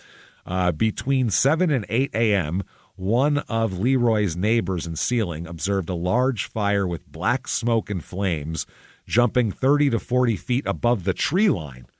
7 a.m. Wow, he is burning some shit. And they said that this is about a half mile away from them, and they could see the flames coming up above the tree line and all this type of shit here. So she also said that she had seen other fires burning on his property in the past, but this was the biggest one she'd seen. Not like she's staring at his property the whole time. So that's kind of a so what thing, because that happened the day before, so who gives a shit? So then the cops are suspicious of Leroy. They really are. They think he has the financial motive. They're like, the boyfriend has no motive, is their point. Yeah. Not that you need a motive. The boyfriend might just like to kill women. Maybe that's why. There's plenty of motiveless shit, but they're looking at logic right now. Occam's razor. Husband's got to owes her all this money and all this shit. He'd be the one that wants her dead. So they both, Tad and a neighbor, both tell the cops that Leroy wanted custody of the children. Tad also said that Leroy wanted custody of all the children, especially him, so they could all live in Seiling on the ranch. He wanted to raise the kids on the ranch like he was raised. One of the neighbors in Oklahoma City said that Leroy was very adamant about getting custody of all the children. He wanted them all. You need all of them, Dad. Tad, Todd, take them both. Collecting them all. That's right. Also, there was people talking about his financial status because they found out that he owed his wife $30,000 from their divorce settlement and was pursuing a bankruptcy action because of that. Oh, wow. And also, he had told Tad that he would not be able to make his child support payments for about 2 months. He told Tad, I'm going to be a little short for about 2 months. This shit ruined him. So, yeah, it did. Well, it did. I mean, the whole house, the money, everything. So that's interesting. So they're like, that's a lot of motive.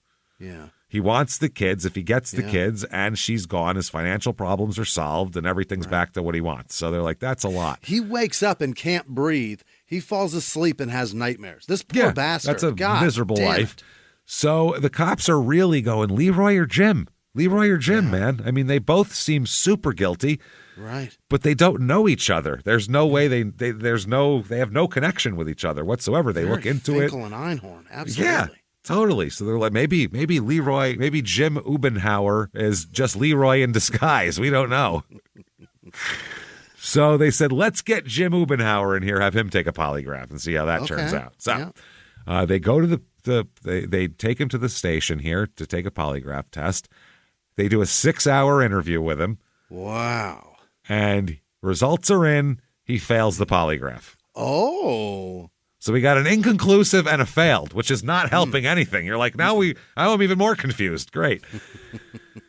So they learned that from this, though, they learned that Ubenhauer had been living with a different woman at the time of his relationship with Janet and was not being truthful. What? Not truthful at all to her, or to either one of these women, which that gives him a shitload of motive right there, too. Right. Yeah, and he claimed he'd been planning to break up with this new woman and started relationship with Janet. He's been telling Janet, I'm going to break up with her, don't you worry. They're not married even. He's not married to this woman, so he can leave anytime he wants, but instead he's there. So despite their suspicions, though, because the cops at that point, when they found out about all of this, he failed the test, and he found out about the other woman, and he's been lying to Janet, they went, so we should arrest him now, right? Literally, he failed the polygraph, blew the box. He's been lying to us about everything. And he's lying to everybody. Let's go ahead and slap the cuffs on him. But they said, no, we don't have enough evidence. The only evidence we have is some motive. And he's a liar, but Leroy has motive and he's a liar too. So he said he was fine with not having the kids, which we know is bullshit. So what do we do here? So they don't take him into custody. Then, soon after that, they get another call from Leroy. The cops get a call from Leroy telling them, hey, some of Jim Ubenhauer's belongings are in Janet's house. So I don't know what to do with this shit, basically. I'm going to throw it out, or what do I do with this shit? Do you guys want it? Is it evidence? I don't know. So they said, we'll take it all. Let's go over here. So they rush over to the house to do another search of the property for clues. They find a box of men's toiletries in the bathroom that belonged to Ubenhauer, whatever it is. In the bottom of the box was an unlabeled VHS tape,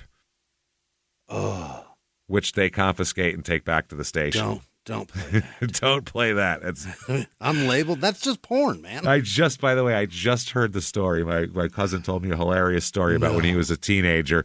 Him and his friend were looking over these old tapes that the guy's mother's boyfriend had, just tapes to see what was on them, because some of them were movies or whatever like that. And one of them was this guy fucking the kid's mother. And he's like, he goes, I've never seen a person turn a fucking tape off faster. He dove at the VCR. Oh, God. Click.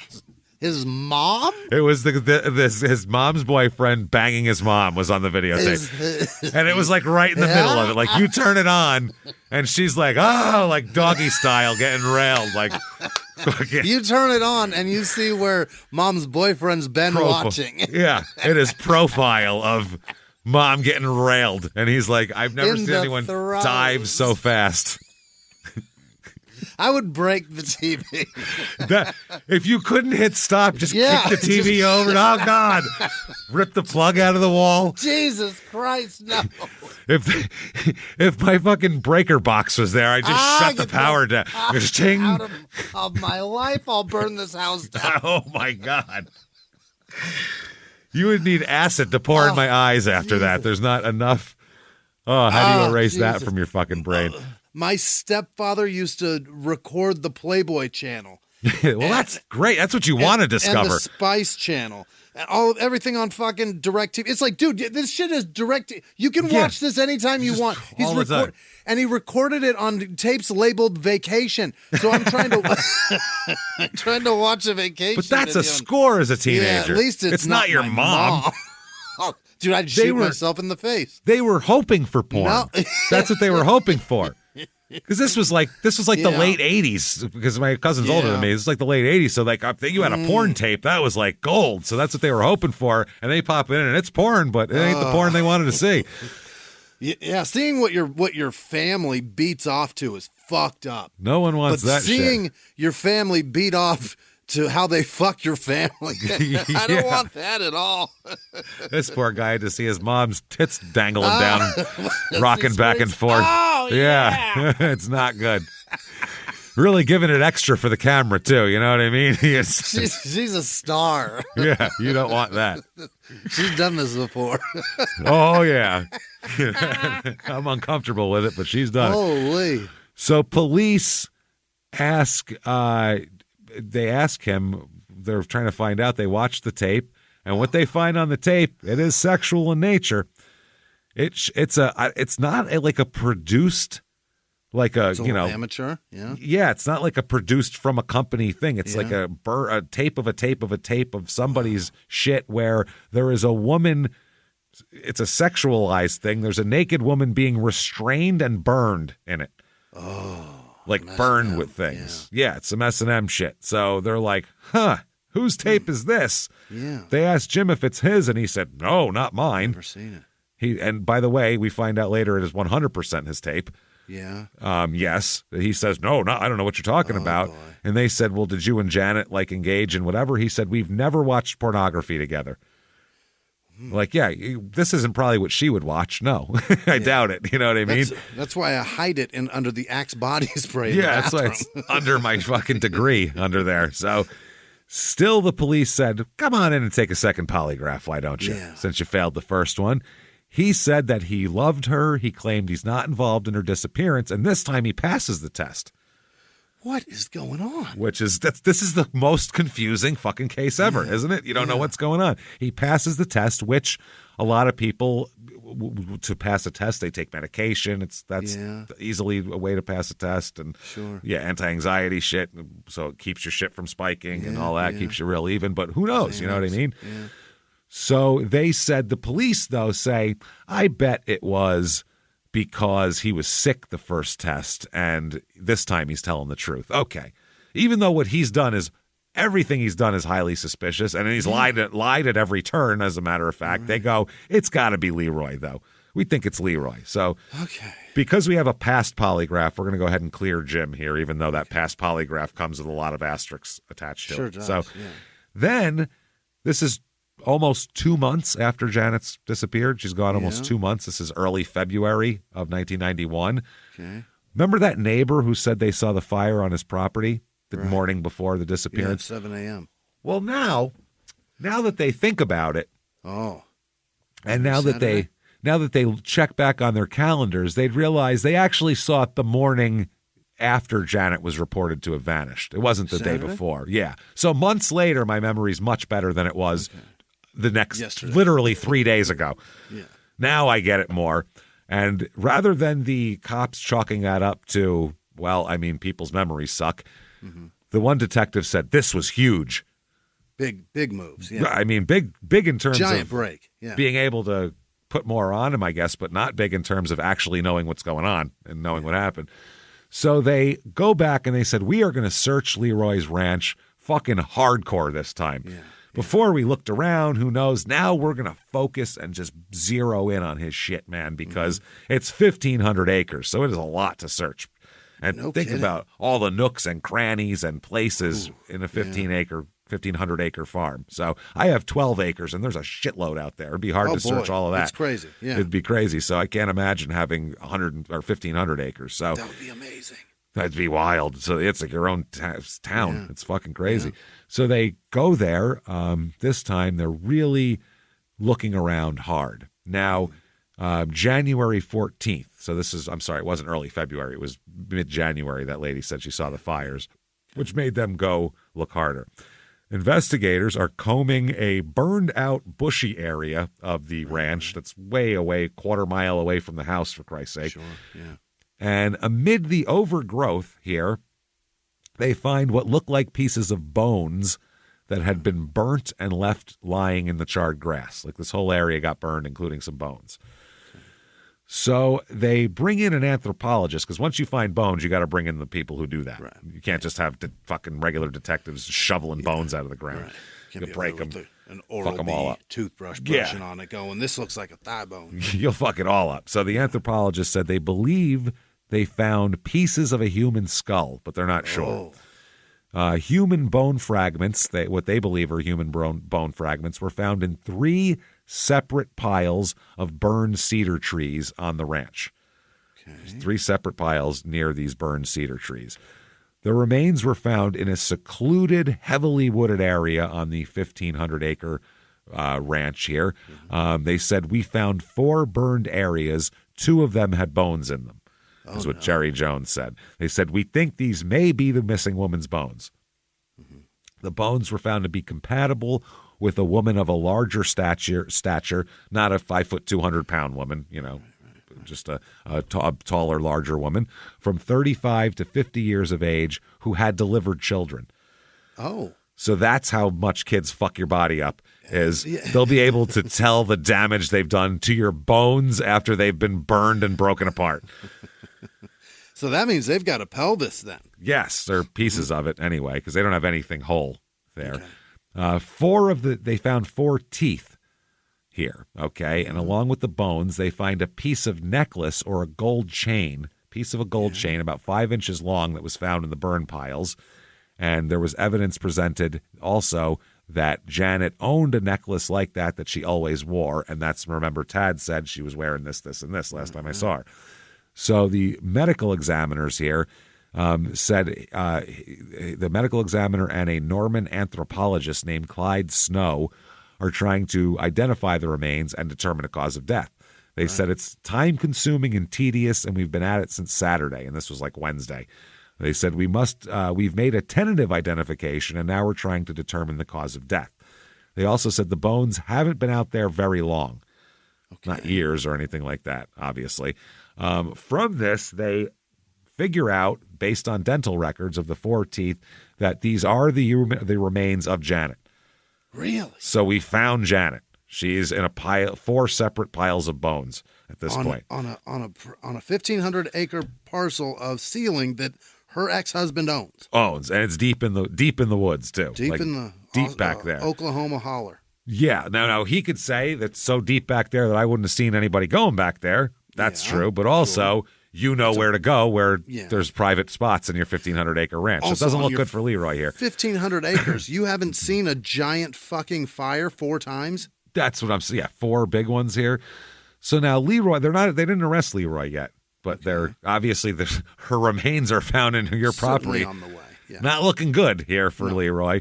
So he is a suspect, and he said his lawyer told police that he's available if police want to arrest him, talk to him, do whatever. Here he is. He's not going anywhere. Okay. So that's his attorney, Irvin Box, is his attorney.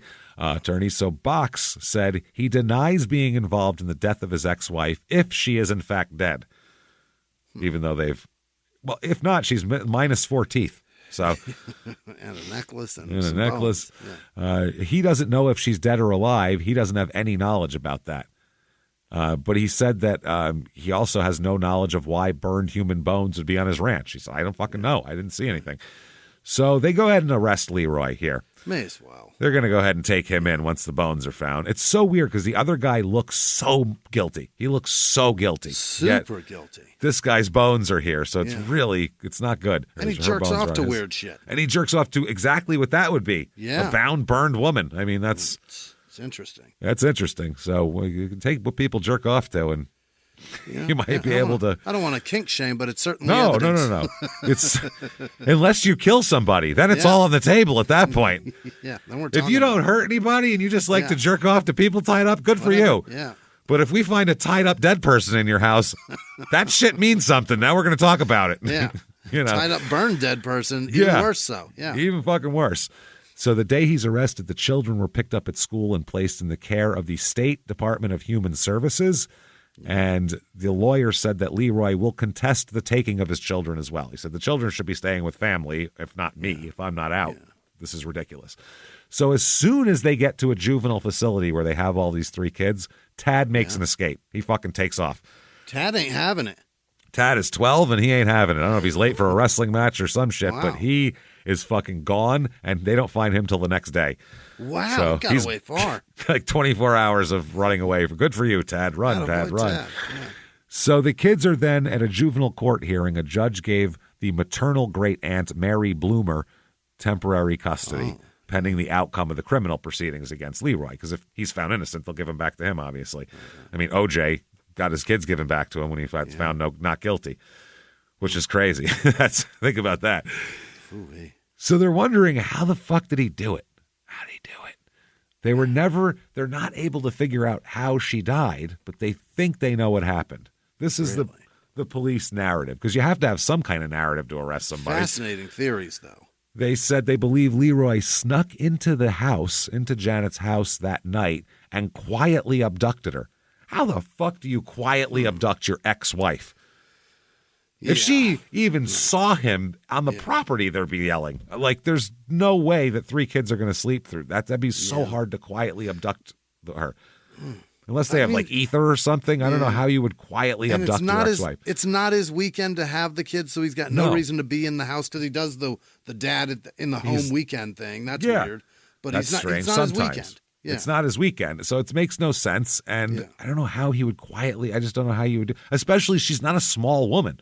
5'7", 160 pounds is a formidable sized person to just pick up and take them away quietly. You know what I mean? She weighed 97 pounds. I'd say, maybe wrapped her up, but this doesn't. He's not a gigantic guy, so it doesn't make sense. But they say that he took her then to a house that he owned nearby. This is their theory. Okay. Quietly abducted her.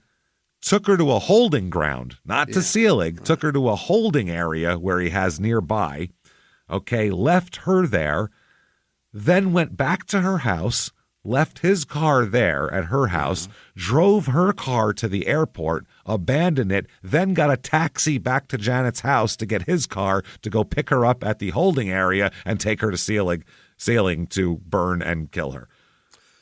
So he restrained her solid enough to be able to leave the house. Plenty of trust that she'll be there when he gets back.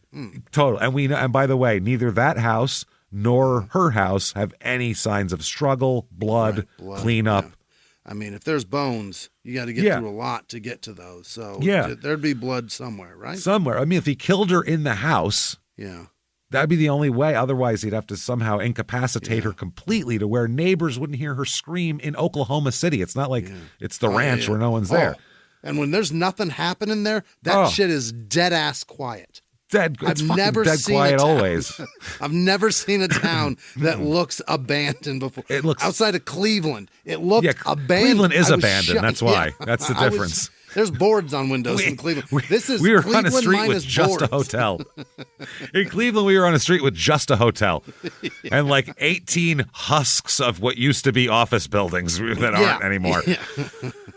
Of Cleveland past. Yeah, it's boarded up. Oklahoma City, I'm walking down the street. There's statues. There's traffic signals going. Nobody there. Nobody. No reason for any of this shit to be here. So strange. It's a weird town. So that's their theory. He snuck in while the kids are sleeping, mind you. Didn't wake them up. Abducted her. Dropped her off. You wait for me while I go back. Get your car. Take it to the airport. Abandon it. Take a taxi all the way back to the house here. And then come meet you, pick you up, take you to the ranch, kill you, burn you. That is a classic. Yeah. That's a lot. They said then he used his car to drive back to her other house where he retrieved Janet, who may still have been alive at this point, and took her to his farm in Seiling, where he killed her, likely with a blow to the back of her head, and then burned the body. Okay. That's what they think. Now, you going to present that in court? That's what's crazy. We'll talk about it, but there's the forensic anthropologist guy who's going to piece the skull together and say that he thinks he found the cause of death. Location. Okay. Which makes this story make no sense. That's the problem.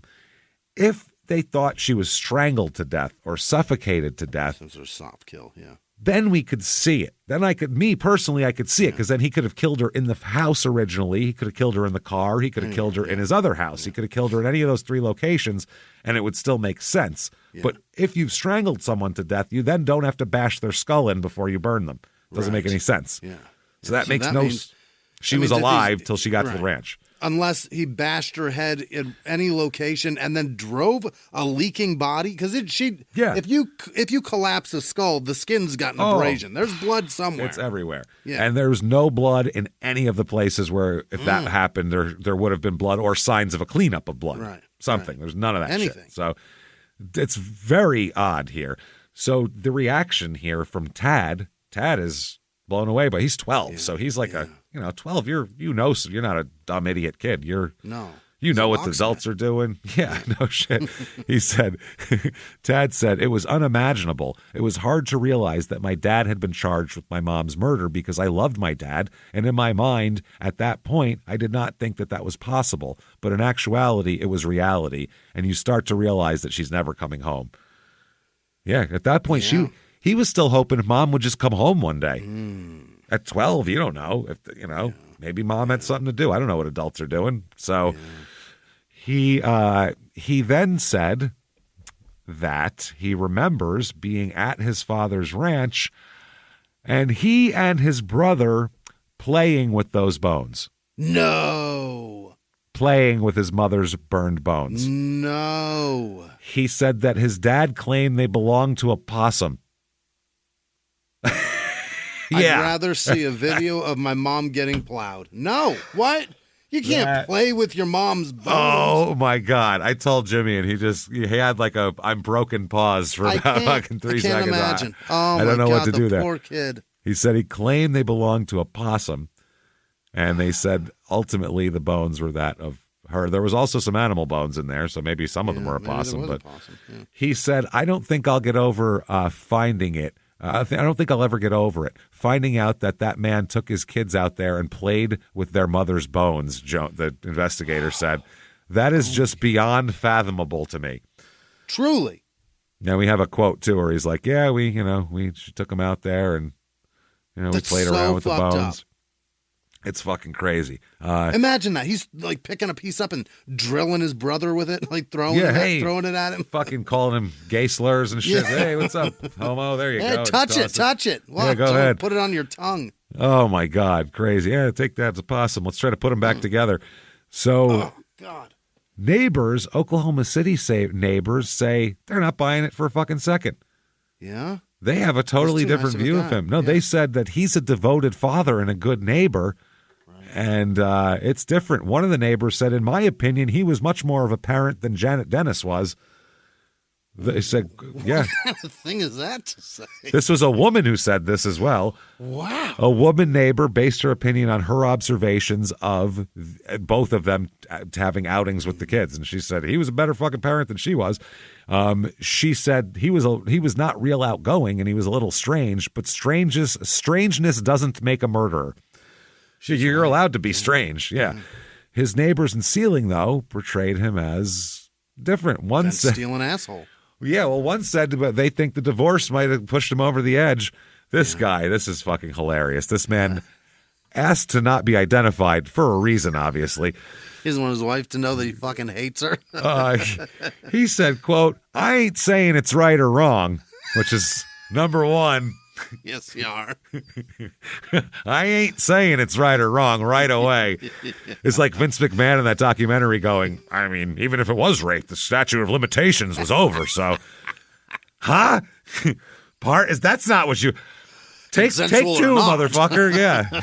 Take two. That's not what you meant to say. Don't say that. Don't say that. So he said, I ain't saying it's right or wrong, but I could see it could drive a man to that. If my wife took half my ranch, I'm off that bitch. And then he said, no, don't put my name next to that shit. That's crazy. What's your name, sir? None of your goddamn business. Guy who doesn't want to be in court someday with this shit getting pushed back at him. So Seiling residents who asked not to be identified said they feared retribution from Dennis. Oh. And his wife, and this guy fears from his wife probably too. The prosecutors are speculating on an ongoing battle over the custody of the children and all that. Other Seiling residents who live near the ranch characterize Dennis as a man who, and this quote says a lot. You got a lot of people in this town who don't own a 1,500-acre ranch. Yeah. And they think of these people as like, oh, the rich boy who can get away with anything. Oh. Because they said they thought, quote, he was above the law because he was a hometown boy. And like made it real like stinking. So another neighbor said he believed if Leroy had been prosecuted for all the suspected thefts that were investigated by the sheriff's department, quote, this slaying might not have happened. Oh. How? How would that stop him from killing us? Would he be in prison forever for stealing fencing? I don't think so. If we got him for all the barbed wire, then he would have never done this. Yeah. No, it would have been over. He'd have known there's consequences for his actions. Yeah, then he would have said, oh, I shouldn't kill her. I went to jail for just stealing fucking horse shoes or hooves or whatever the fuck they are. So how did he make the fire that hot? Yeah. How do you make a fire because we've seen big and that hot? We've seen a lot of people try to burn people where it does not work out very well. Right. It's very hard to keep a fire. Yeah, it's not just the size of the fire; it's the heat that has to be in there, and it has to be for a long period of time. Sustained heat. Yeah. So an investigator with the Oklahoma City Fire Marshal's office said that burning piles of cedar could produce significant or sufficient heat to burn human bones to the degree these bones were found, but it would require more than one burning. He said you could do it, but you have to do it a few times. Mm-hmm. He also said that if an accelerant was used in the burning, the smoke produced would have been black smoke, which is what that neighbor said they saw. We don't know what date. Burning the petroleum off, sure. Then he also noted, though, that they found no evidence of accelerants near the burn piles or around or anywhere that having to do with the burn piles. So, really? Yeah, you would have, too. So they said that's interesting. He also said that the absence of such evidence does not completely indicate that no accelerants had been used because the dissipation factor of the fuel and length of time that had passed before the area was tested could affect that. I feel like you'd find traces of gas probably. Or gasoline sticks. Kerosene or something. Sticks around, yeah. So the judge now is trying to decide where to place the kids permanently here because this is going to be we're in for a long siege with this trial here. Yeah. So they said that they're going to review the home environment and background of 2 maternal great aunts and a paternal aunt who said they would be willing to care for the children. So there's a lot of 3 people in this family who will take them. So they have to figure out who's the best one to take them here. His attorney, Leroy's attorney, Irvin Bach, said the kids are all in tears. The children are traumatized. They're hurting very much. They were snatched out of school by the police and are aware of the investigation. Well, no shit. Right. Yeah. Dad's in jail, and it's in every newspaper that your mom's bones are found in his yard. That's not good. And all 3 of them are old enough to have conversations, and they understand Mommy's not coming home. Those words are real easy to understand. And Tad especially knows not only is Mommy not coming home, I played with Mommy's bones. Yeah. He said this is his quote about this, and this is what he'll say in court later. Quote, he showed us some bones, but he said they were animal bones. He said he killed a possum and burned it out there. We saw the bones lying on the ground, and me and my brother threw them at each other. They did? They did, yep. That's why when I was saying it, I was like, oh, no, that quote's coming up. Shit. The Oklahoma district attorney here, Oklahoma County District Attorney Robert Macy, said he was disgusted by hearing that from the child. No kidding. He said that it was, quote, the ultimate act of vengeance against her. It's almost beyond my comprehension that a man would do this to his own children. Well, we've heard worse, so it shouldn't be beyond your comprehension. You're a prosecutor. If we've heard worse, you've heard way worse, I hope.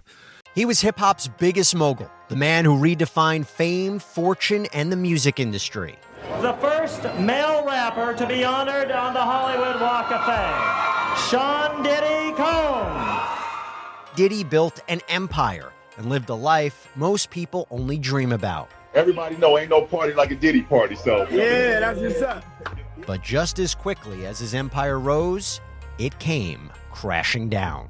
Today I'm announcing the unsealing of a 3-count indictment, charging Sean Combs with racketeering conspiracy, sex trafficking, interstate transportation for prostitution. I was up. I hit rock bottom, but I made no excuses. I'm disgusted.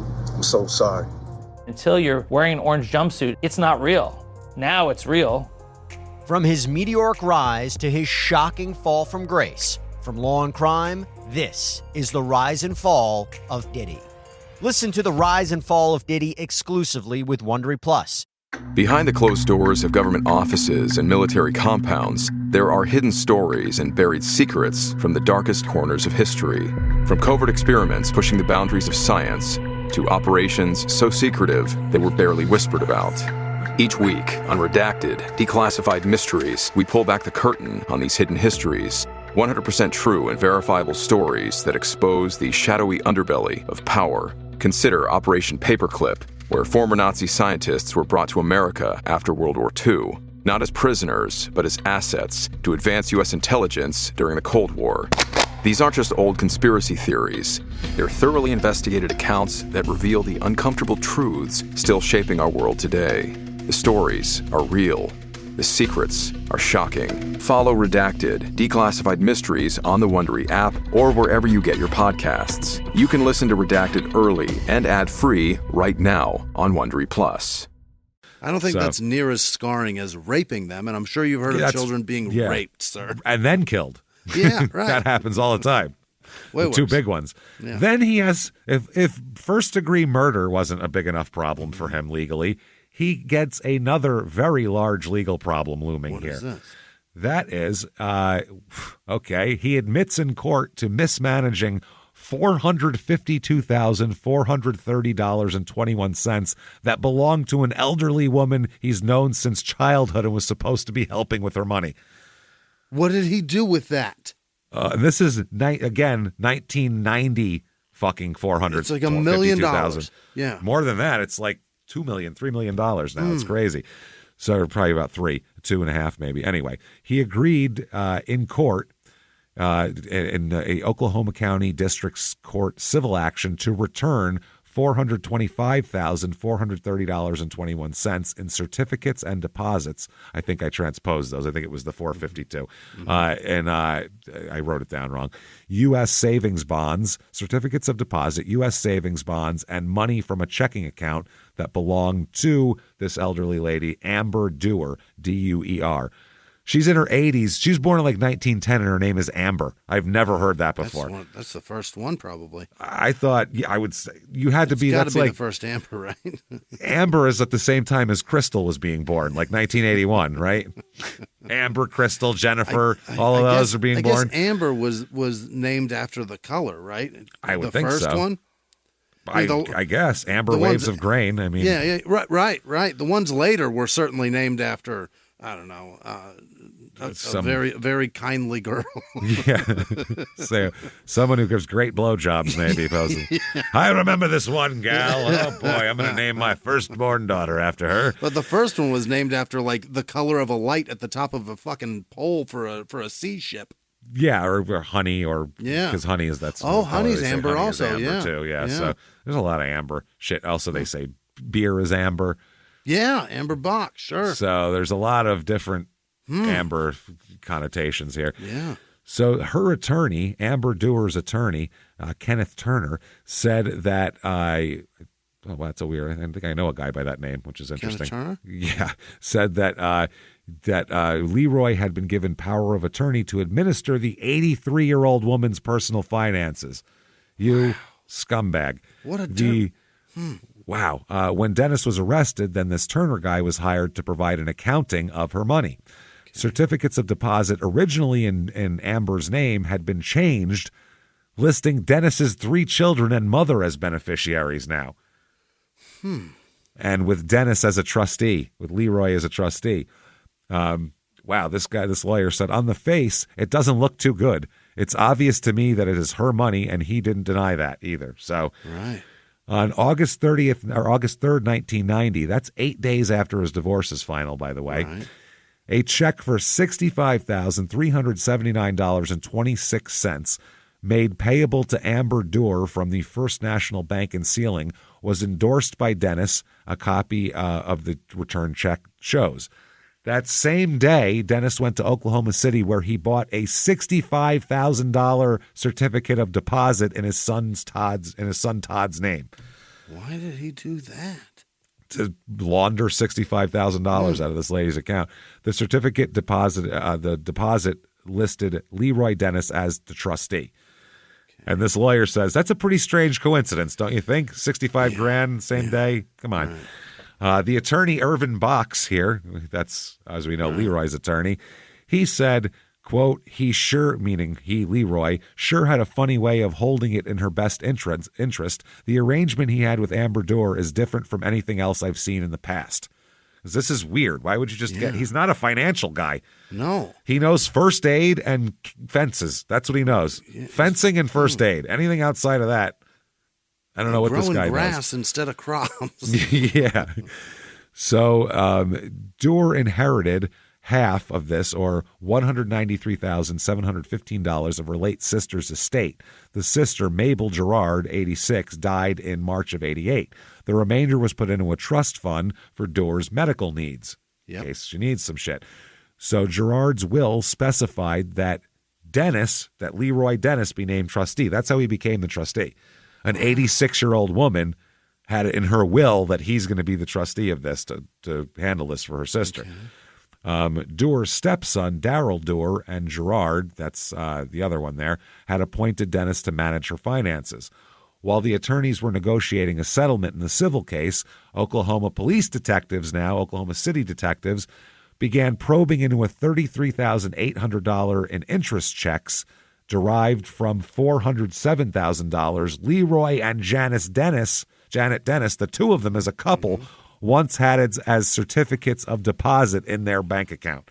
So she was in on this shit, by the way. Yeah, no kidding. She knew exactly what the fuck was going on here. Not to speak ill of the dead here, but yeah, they were both stealing from an old lady. There's no way other way around it. That's how she got what she got out of this divorce was because she was like, I'll blow up this whole thing. Exactly. And he wasn't hiding it from her because he put it in their joint bank account. Right. So we know he wasn't hiding it from her. She had to have known. Then that bank account, okay. Police detectives believe Leroy designated that the interest checks be placed in trust funds for his children in an attempt to, quote, hide the money. The checks were never deposited, the detectives say.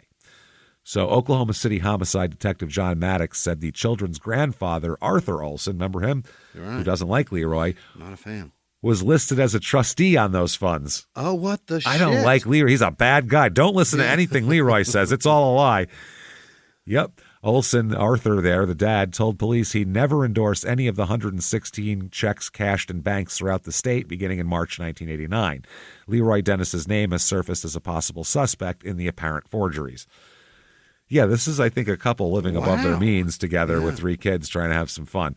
The interest checks began in March 1989 as the couple appealed a U.S. bankruptcy court judgment that ordered them to return the money as a couple. The Dennis couple returned the $407,000 because the Western Savings and Loan already had been placed in receivership. In April 1987, 3 months before the couple was ordered to repay the money, records show they bought the house in Oklahoma City. They paid the realtor, Darrell Doerr, people they know, $105,000 in cash for the home. They paid fucking cash back then for a house. Is he related to Amber? And is he paying that man his whatever this lady's is to him money? Yeah, he's using him as a real estate agent. Shit? So police said at the time the family was living primarily on Janet Dennis's salary as a school nurse. They couldn't afford to buy a $105,000 cash house. Sure. Absolutely not. So they're finding that this whole thing was getting shady and maybe everyone was keeping some secrets here. Yeah. So do they have the evidence is the problem. Oklahoma County District Attorney Robert Macy has likened the case to another Oklahoma County murder in which the prosecutors accused Gary Lee Rawlings of killing his wife and dumping her body from an airplane into the Gulf of Mexico. Wow. That sounds awesome. We're doing a Patreon never heard about of that before. Except Scarface. That's genius. Gary Lee Rawlings is getting a Patreon episode at some point. That is unbelievable. It's fucking wild. So no corpse was ever found because it was probably eaten by sharks in the Gulf of Mexico. Yeah. But they found out when they looked at the flight manifest. Yeah. Oh, you're a little light on the way back. But a jury convicted Rawlings of the murder, even though they never found the body. He was sentenced to life in prison over that. They said, like the Rawlings murder, the case against Leroy Dennis is all circumstantial evidence, as according to Irvin Box here. We got a body. Yeah, Irvin Box pointed to the fact that Janet Dennis's car was found parked at Will Rogers Airport, but detectives say there are no records to show Janet Dennis boarded a flight out of Oklahoma City the night she disappeared. Airport records show her car was parked for 51.2 hours. Okay. Oh, I'm sorry. Parked 1.2 hours before a flight was scheduled to leave Oklahoma City. Okay. So they're saying it was parked before a flight was scheduled to leave, 5.5 hours before any flight was scheduled to leave Oklahoma City. Oh. The car showed up in the middle of the night. At midnight, yeah. And no flights were taken off till 6 in the morning. So, yeah, they said it took, this is Irving Box, the defense attorney, if he took the car out of there, how did he get back to her house to get this vehicle and transport the body to Seiling? It's a great question, but look, man, anything's possible. Anything's possible. They also are perplexed about where she was killed. They said prosecutors believe she was abducted and killed far from the house, but they have no idea. They don't even have a theory as to where. Mm-hmm. Even prosecutors admit they may never know the exact location where she was killed, how she was killed, or anything like that. They said this is fucked. It's way fucked. They said there's no sign of blood or struggle in any of the homes, in any of the places. They said Irving Box, the defense attorney, said he knows of no evidence to show Janet Dennis was forced to leave the house. Mm-hmm. They said all they can show is she lived in Oklahoma County and her body ended up in Dewey County. It's pretty reasonable to assume some crime was committed in Dewey County. So he said it should be in Dewey County, not in Oklahoma County, is where we should try this.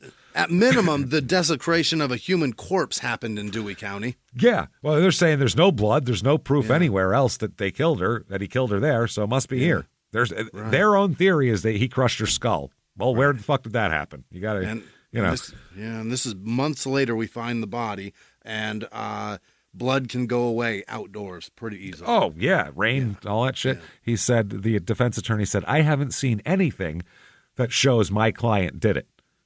Now, there are bones in his yard. So that's not good. Yeah. I don't have anybody's bones in my yard.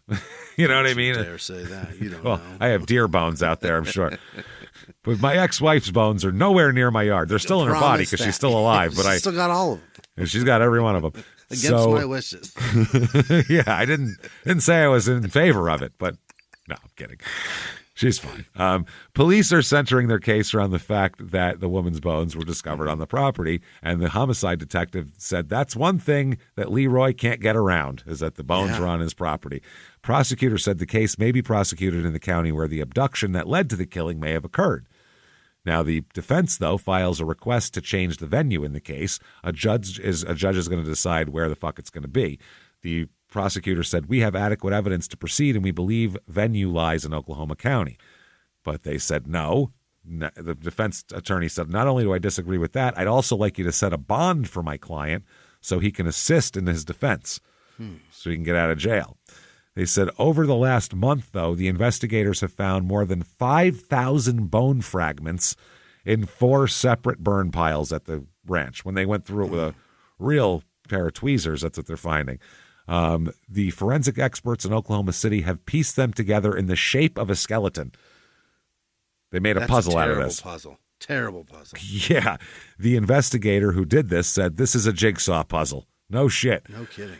Under Sheriff Jerry Jones said he searched through pastures and up and down valleys on Dennis's property for 2 months looking for evidence before finding the first pile of bones.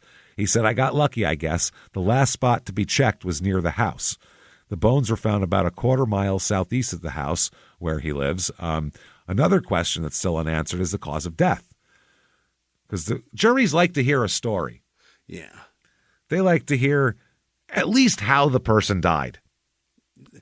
They don't necessarily like it, but they're in favor of getting one because it helps tremendously. It helps complete the picture. Yeah. You know what I mean? If you're saying, because all the time prosecutors say it's like a puzzle. If you have a few missing pieces of the puzzle, you still see what the picture is. It's the old, every prosecutor says that. But, at some point, it's too much. It's also very frustrating when you have all the pieces except a couple. Yeah. That sucks. You have this case has all the border pieces, but nothing in the middle that shows what the picture actually is. It's just the border of it. Yeah. That's all they have. So they said, that's interesting. Examiners have found a wound in the woman's arm and an indentation in the back of the skull, but are unsure what caused the injuries. And the investigator said, we may never be able to prove the true cause of death. Now, while they searched the Seiling ranch, they found, this doesn't matter, but 16 rifles, several dozen arrows, and 11 bows. It's a 1,500-acre ranch. You're going to have all those things on there. Everyone would.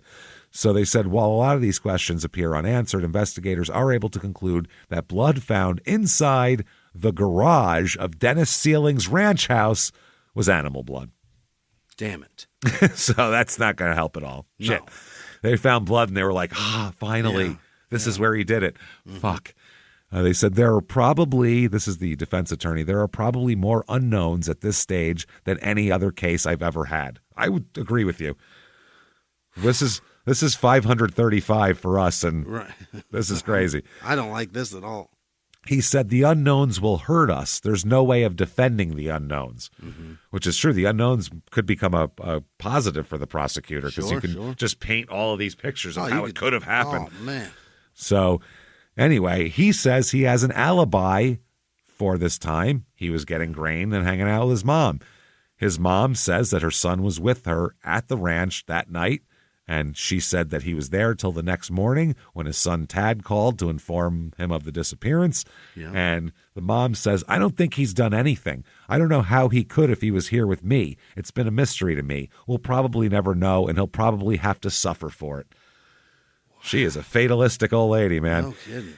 He believes that Janet Dennis went to a bar on December 7th and, quote, met up with some foul play. So she says that the kids went to sleep, and Janet said, I'm going to go get me a couple of drinks, went out and found somebody who did this horrible thing to her, and then knew to burn her bones and place them at her ex-husband's house, which is a stretch. She said also that she never saw any fires on her ranch property. I don't think she's that with it at this point. Seems like that's why she stays with her son. Yes, exactly. Police said at least 4 piles of brush were burned on the property about the time of the disappearance. And she said, we never seen no fire, built no fire. So I don't know what the fuck you're talking about. Mm-hmm. Neighbors said we saw all sorts of fires all the time. Fires all the time. Yeah. Wow. They said that while they were searching the house, Leroy's mom, Maisel, quilted and puttered around the kitchen. She just kept making her quilt as they were searching the house, which is fucking hilarious. Fun little morning. She said, I didn't even know those bones were down there or even down there. I think someone planted them there to make him look bad. 4 piles, Ma? 4 piles here. Yep. So the defense here, the defense attorney is saying, what about Umbenhauer? What about that guy? He could have easily killed her. He knows where this ranch is. He knows about everything. He could have easily killed her, done his weird fantasy shit, jerked off all over the place, and then fucking dumped the bones out here. We don't know. He had 2 months to do it. He was searching places that he shouldn't have been in. So the prosecutor said, though, that yes, the man was in Oklahoma City that night. True. He was in the place, but he passed a lie detector test. So, it's okay. And then he said he's currently on military duty in Saudi Arabia. And they said, we're trying to identify anybody who might have been involved in the crime, but right now we have no evidence to indicate there was a second party. He was in Oklahoma City the night of the killing, though. I don't know where he is now has to do with what he... Yeah. If you get subpoenaed in a murder trial, I assume that they'll let you go off duty for that. That seems important. I'll bet the military will fly you back. I would hope so. You know what I mean? Leroy now wants the charges dropped. He said, you got to drop these charges. This is fucking ridiculous. Yeah. He asked a federal judge a regular judge, to dismiss a first-degree murder charge because the medical examiner has not determined even a cause of death.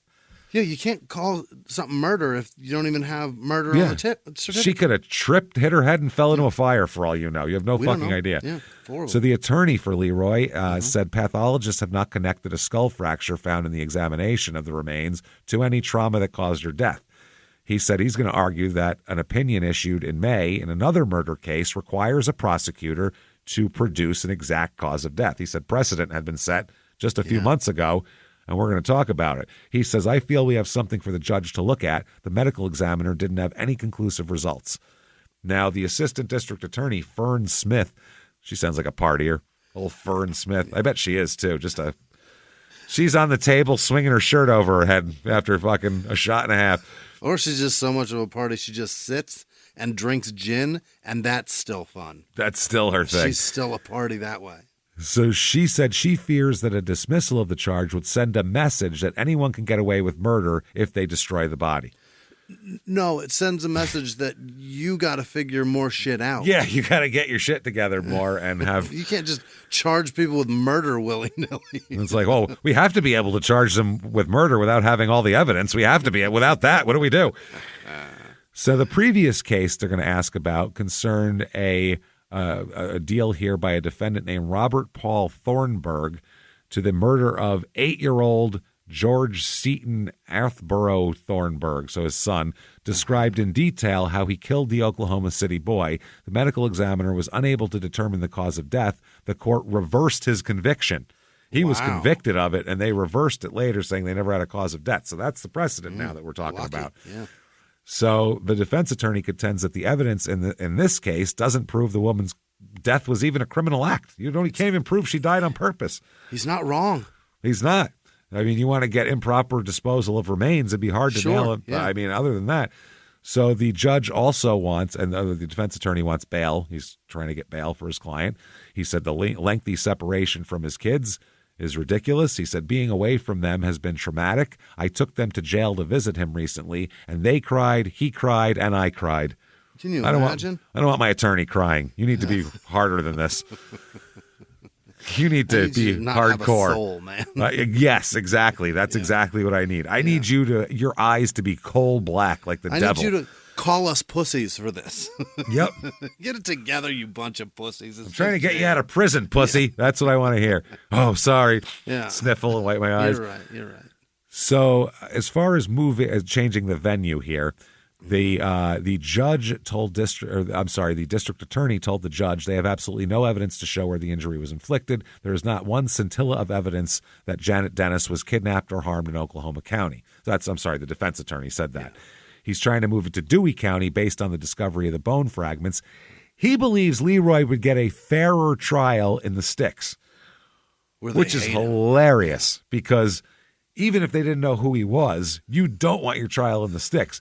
No. The reason why Ted Bundy ran away from the Aspen fucking jail there, not to jump out the window, but through the ceiling, was because he asked for a change of venue. The judge gave him one to Colorado Springs, which is basically an automatic fucking death penalty rubber stamp. Right. They just rubber stamp everything. Yep, guilty death penalty. Whereas in the city, you at least have a chance that people might. If you think who probably has more of an open mind. I'm not saying good, bad, anything. Who do you think is more open-minded? It's probably not people in a 900-person fucking town. Yeah. You're not wrong. Just my, whatever. You think it's in Mobile? Yeah. No shit. So the attorney said jurors in western Oklahoma take a longer look at the evidence. They're not so indoctrinated to big city crime. It's the opposite. They're shocked by crime, so they fucking convict everybody. That's in the city, people go, this happens all the time. They're not blown away by it. Yeah, I've heard of this before. I've seen it. Yeah, this isn't whatever. He said they look hard at the things and are not ready to convict just because Bob Macy charges someone. That's the thing. Way to look at it. Indoctrinated versus that's not the word. It's just experienced, man. It's not indoctrinated. Exactly.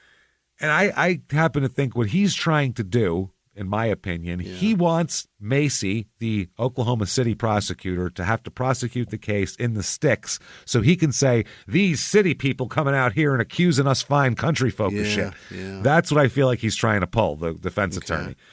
That's what it seems like. Oklahoma City homicide detective Ken Wilkie, he said during this hearing that police have obtained evidence placing Leroy Dennis at his ex-wife's house 2 to 3 days before she disappeared, which is that's in other words, we don't have any evidence is what that says to me. Right. If you were there 3 days before a murder, that doesn't mean shit.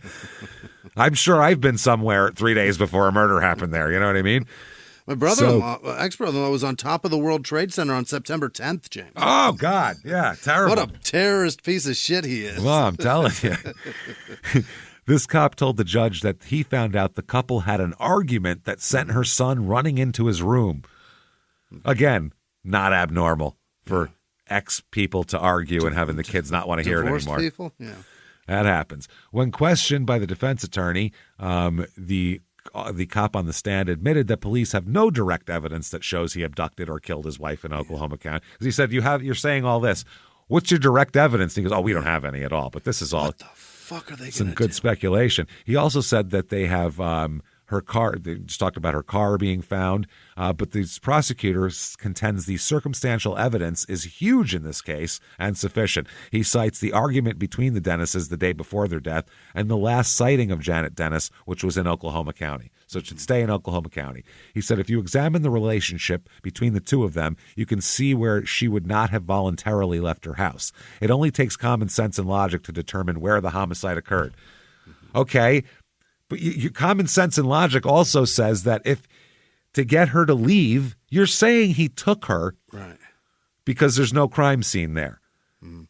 But you're also saying that he had to have killed her there because that's when we can prosecute it. But even though there's no evidence of that, even though my contention is he killed her with a blow to the skull that would have certainly spent a lot of blood flying everywhere, But I'm also saying that he kidnapped her here and took her, even though I said she wouldn't leave voluntarily and he'd had to incapacitate her. It makes a lot of things.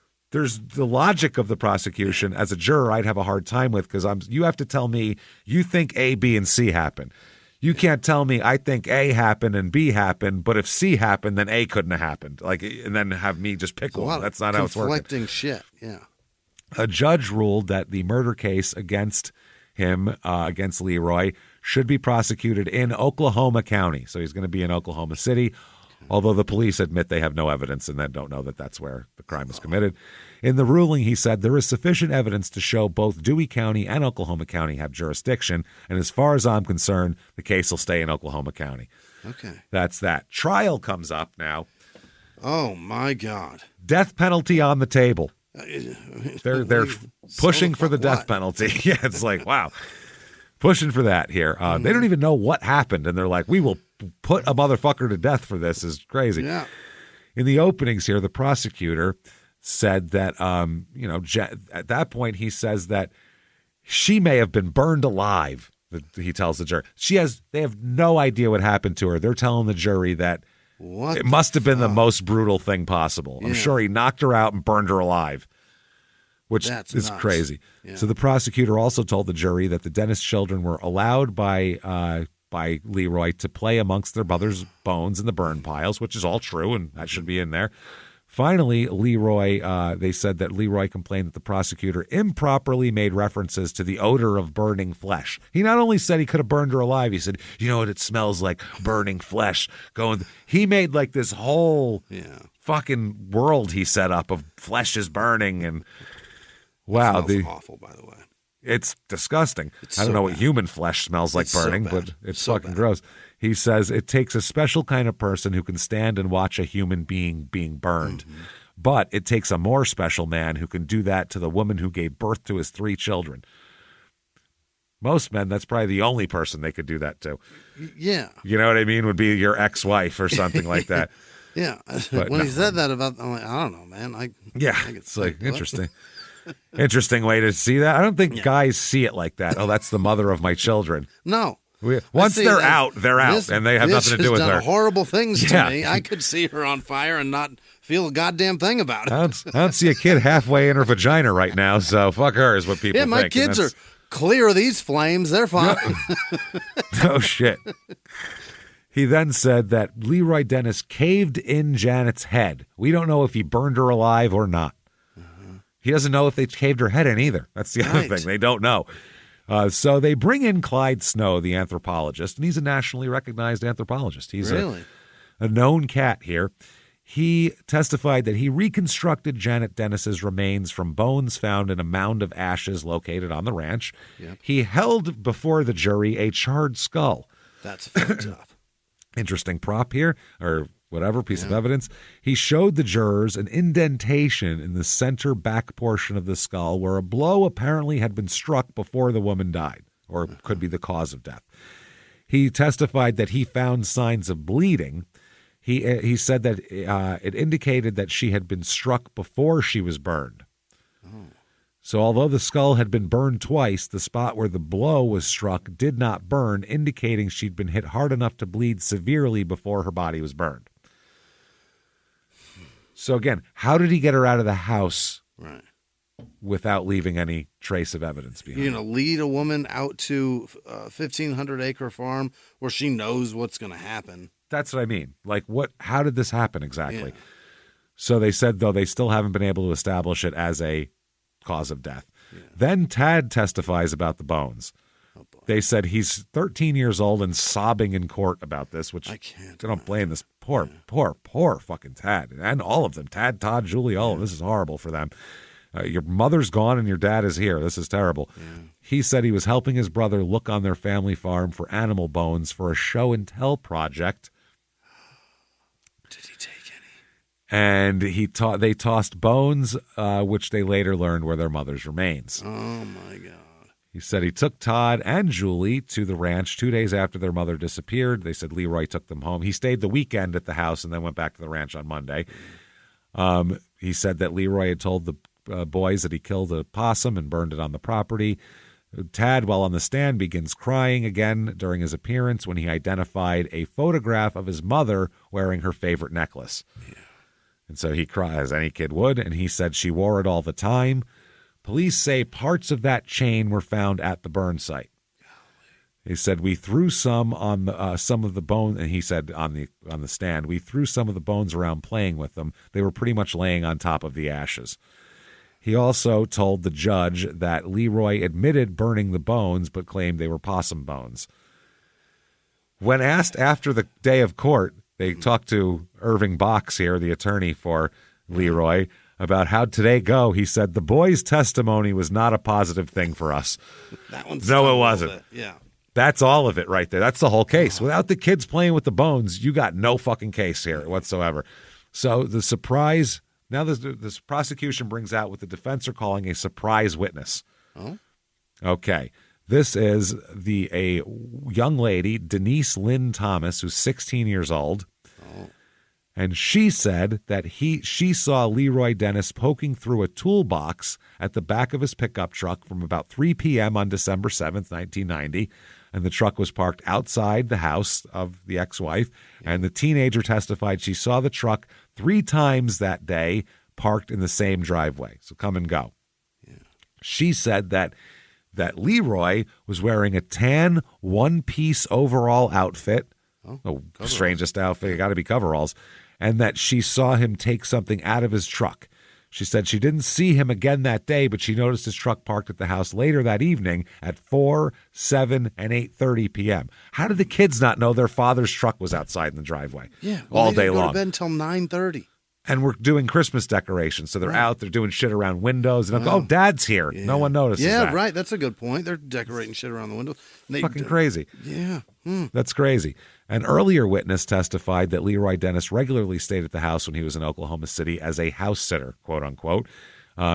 She says she knows when it was because, quote, I remember because I had a school musical, and that was the only rehearsal that required me to leave the house that day. And so they said that he said also said she never saw his face. That's not good. That's not a positive identification then. No. But I saw his structure as he was getting into the truck. Okay, that's not a positive ID. Yeah. She said she's been his neighbor for at least 6 years before this. The defense attorney tried to have the testimony suppressed, but the prosecutors said no, and the judge let him have it. The prosecutor said, we'd been aware of a witness, this girl, but we didn't know exactly what she saw. Her mother had been interviewed, and she, the young lady, spoke up that she had seen him in Oklahoma City. The defense accused the prosecutors of blindsiding us with this testimony, and the prosecutor said they've known about it since January 14th. Or I'm sorry, the defense said they've known about it since January 14th for months and failed to give us proper notice. But okay, here's someone that should completely wipe him out anyway. A grain operator in Vici or VC, which is where he said he was buying grain, testifies in court under oath that he saw Leroy picking up a load of grain at about 2 p.m. on December 8th, 1990, just like fucking he said he was. Couldn't be at the house. That apparently contradicted the 16-year-old girl's testimony because she saw him at 3 p.m. at the residence. This is 150 miles away. So not possible is what that is. You're not getting 150 miles in an hour. No. Not happening. So, and you'd have so much fucking grain. She'd say, I just saw all this grain. It was crazy. He didn't have room for a toolbox in the back of the truck. It was all grain. It's all grain. Yeah, no tools. It's just piles of grain. So the defense here, even though the judge ordered Dennis held for trial, the defense attorney said the prosecutors have showed no big surprises so far. Yeah. They said, as a matter of fact, in the course of their case, we probably picked up more ammunition for a defense than we expected. Sure.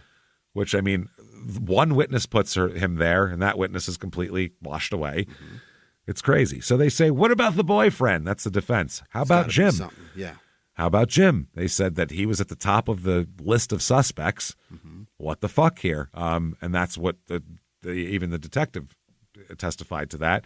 He was eliminated as a suspect after police learned, or didn't learn, they were told that he was at Fort Sill when Janet disappeared.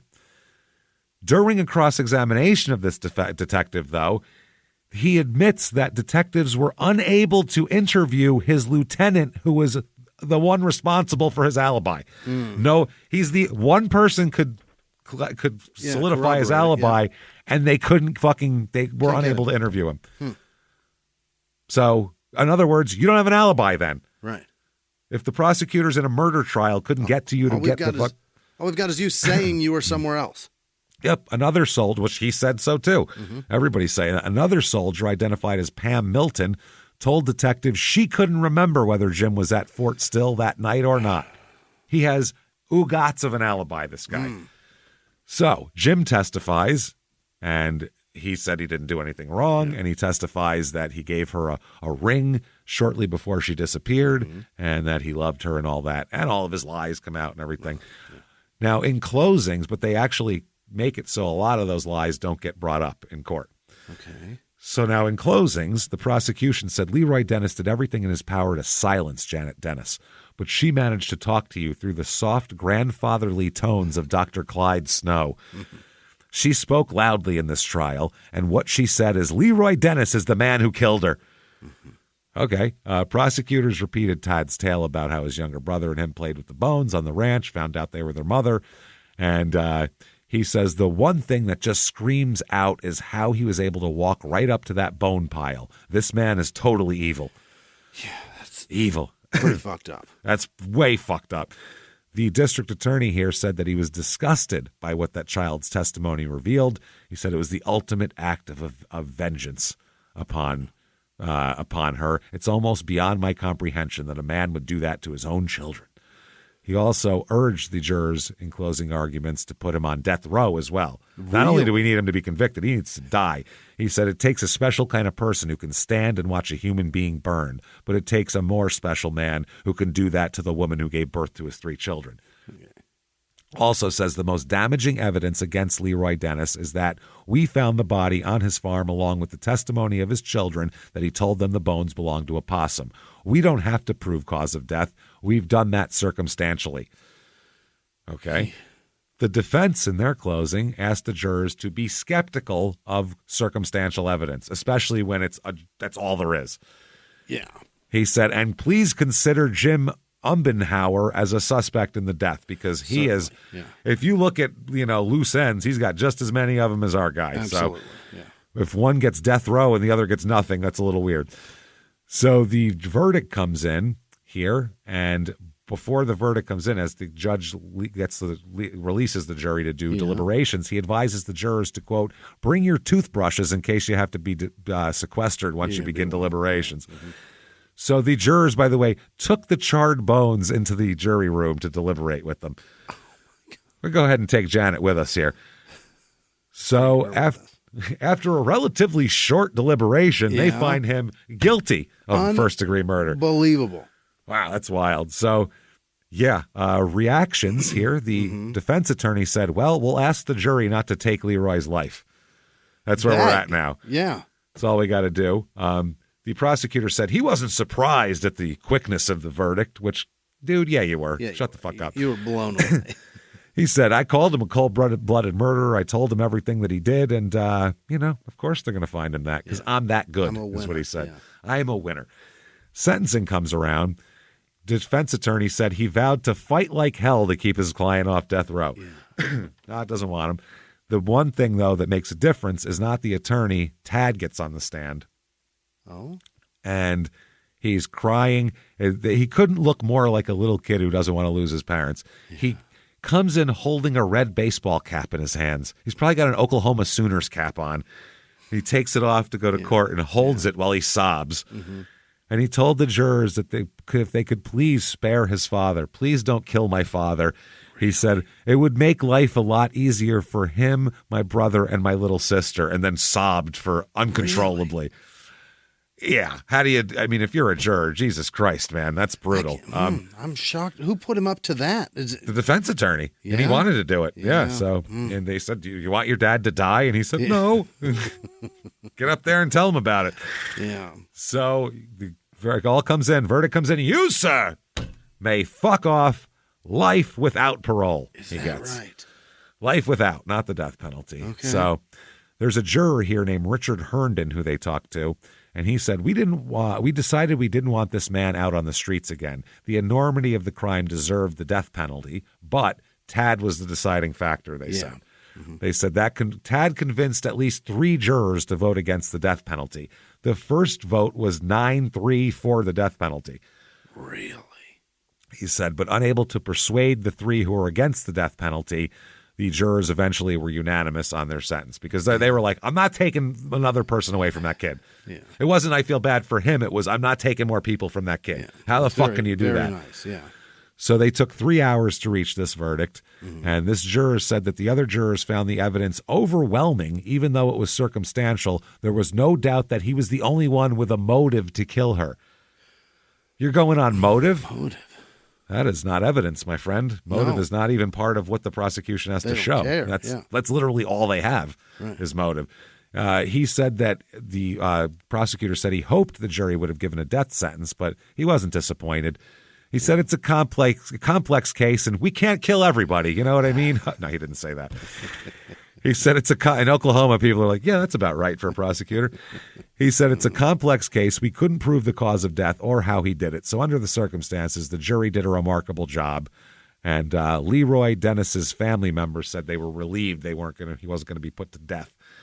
Okay. So 1994, he has his automatic appeal for life without, and that gets tossed the fuck out. Nothing there. Okay. 1999 is his other appeal. This is his get all your shit together appeal here. He appeals first the neighbor testimony. Mm-hmm. He said about this high school girl who lived across the street. They said although the state had endorsed Ms. Thomas as a witness, the prosecutor maintained that he had only discovered the true value of her testimony over the lunch hour that day and decided to call her without telling the defense. Okay.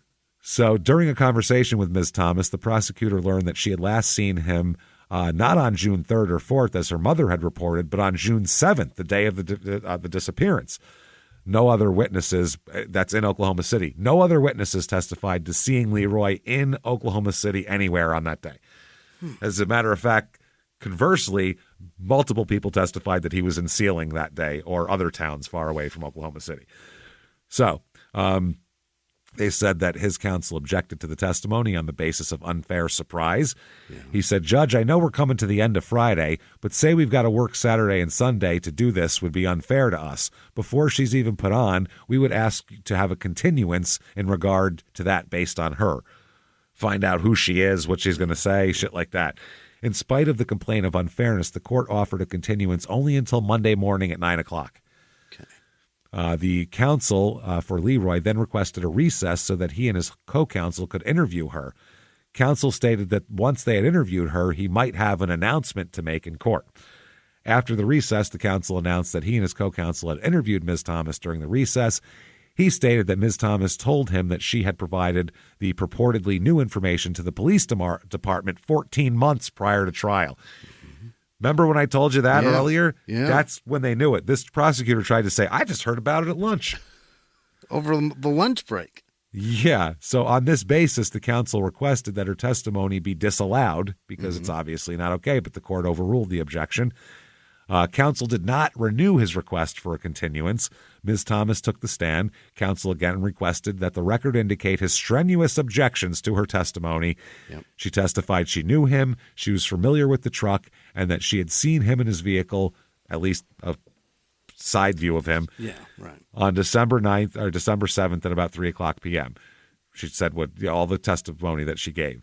On cross-examination, the defense attorney brought up that her mother in prior statements said that you had seen him on the 3rd or the 4th, not the 7th.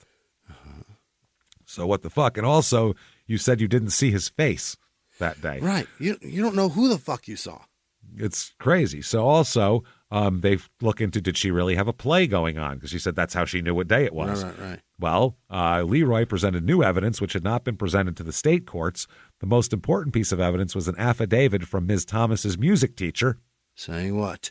In the affidavit, the teacher stated that the school play Ms. Thomas referred to was performed on December 13th, 1990. There were 10 rehearsals for the play, and the last rehearsal was on the date the play was presented just before it started, unlike what she said. Attached to the affidavit was a purported cover sheet from the play program reflecting the December 13th date. Let's see. Leroy also presented an affidavit from a private investigator who interviewed Denise Thomas. That's the young girl there. The investigator obtained information from Ms. Thomas that the play in question was Scrooge and that the rehearsal she referred to in her trial testimony occurred 1 hour before the actual production. The district court supplemented the record with the music teacher's affidavit, but discounted the private investigator's affidavit because it was based on hearsay. They were like, well, we like the stuff that's good for the prosecutor, so... It denied Leroy an evidentiary hearing on the ineffectiveness issue, finding that he had failed to develop factual. Okay, so the district court also rejected his claims, saying that his counsel failed to show prejudice from his counsel's alleged ineffectiveness. Now, also that's what he's saying is ineffective assistance of counsel based on letting her testimony in. Right. So it's my lawyer's fault. He argues here that counsel should have accepted the trial court's offer of a continuance to investigate the testimony of Denise Thomas, should have investigated her testimony, and should have filed a motion to compel the prosecution to give the defense a list of witnesses with a summary of their anticipated testimony, which I thought was standard procedure here. Yeah.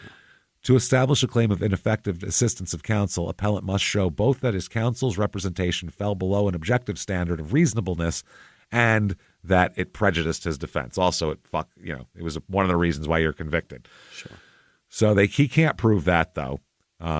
They say a fair assessment of attorney performance requires that every effort be made to eliminate the distorting effects of hindsight, to reconstruct the circumstances of counsel's challenged conduct, and to evaluate the conduct from counsel's perspective at the time.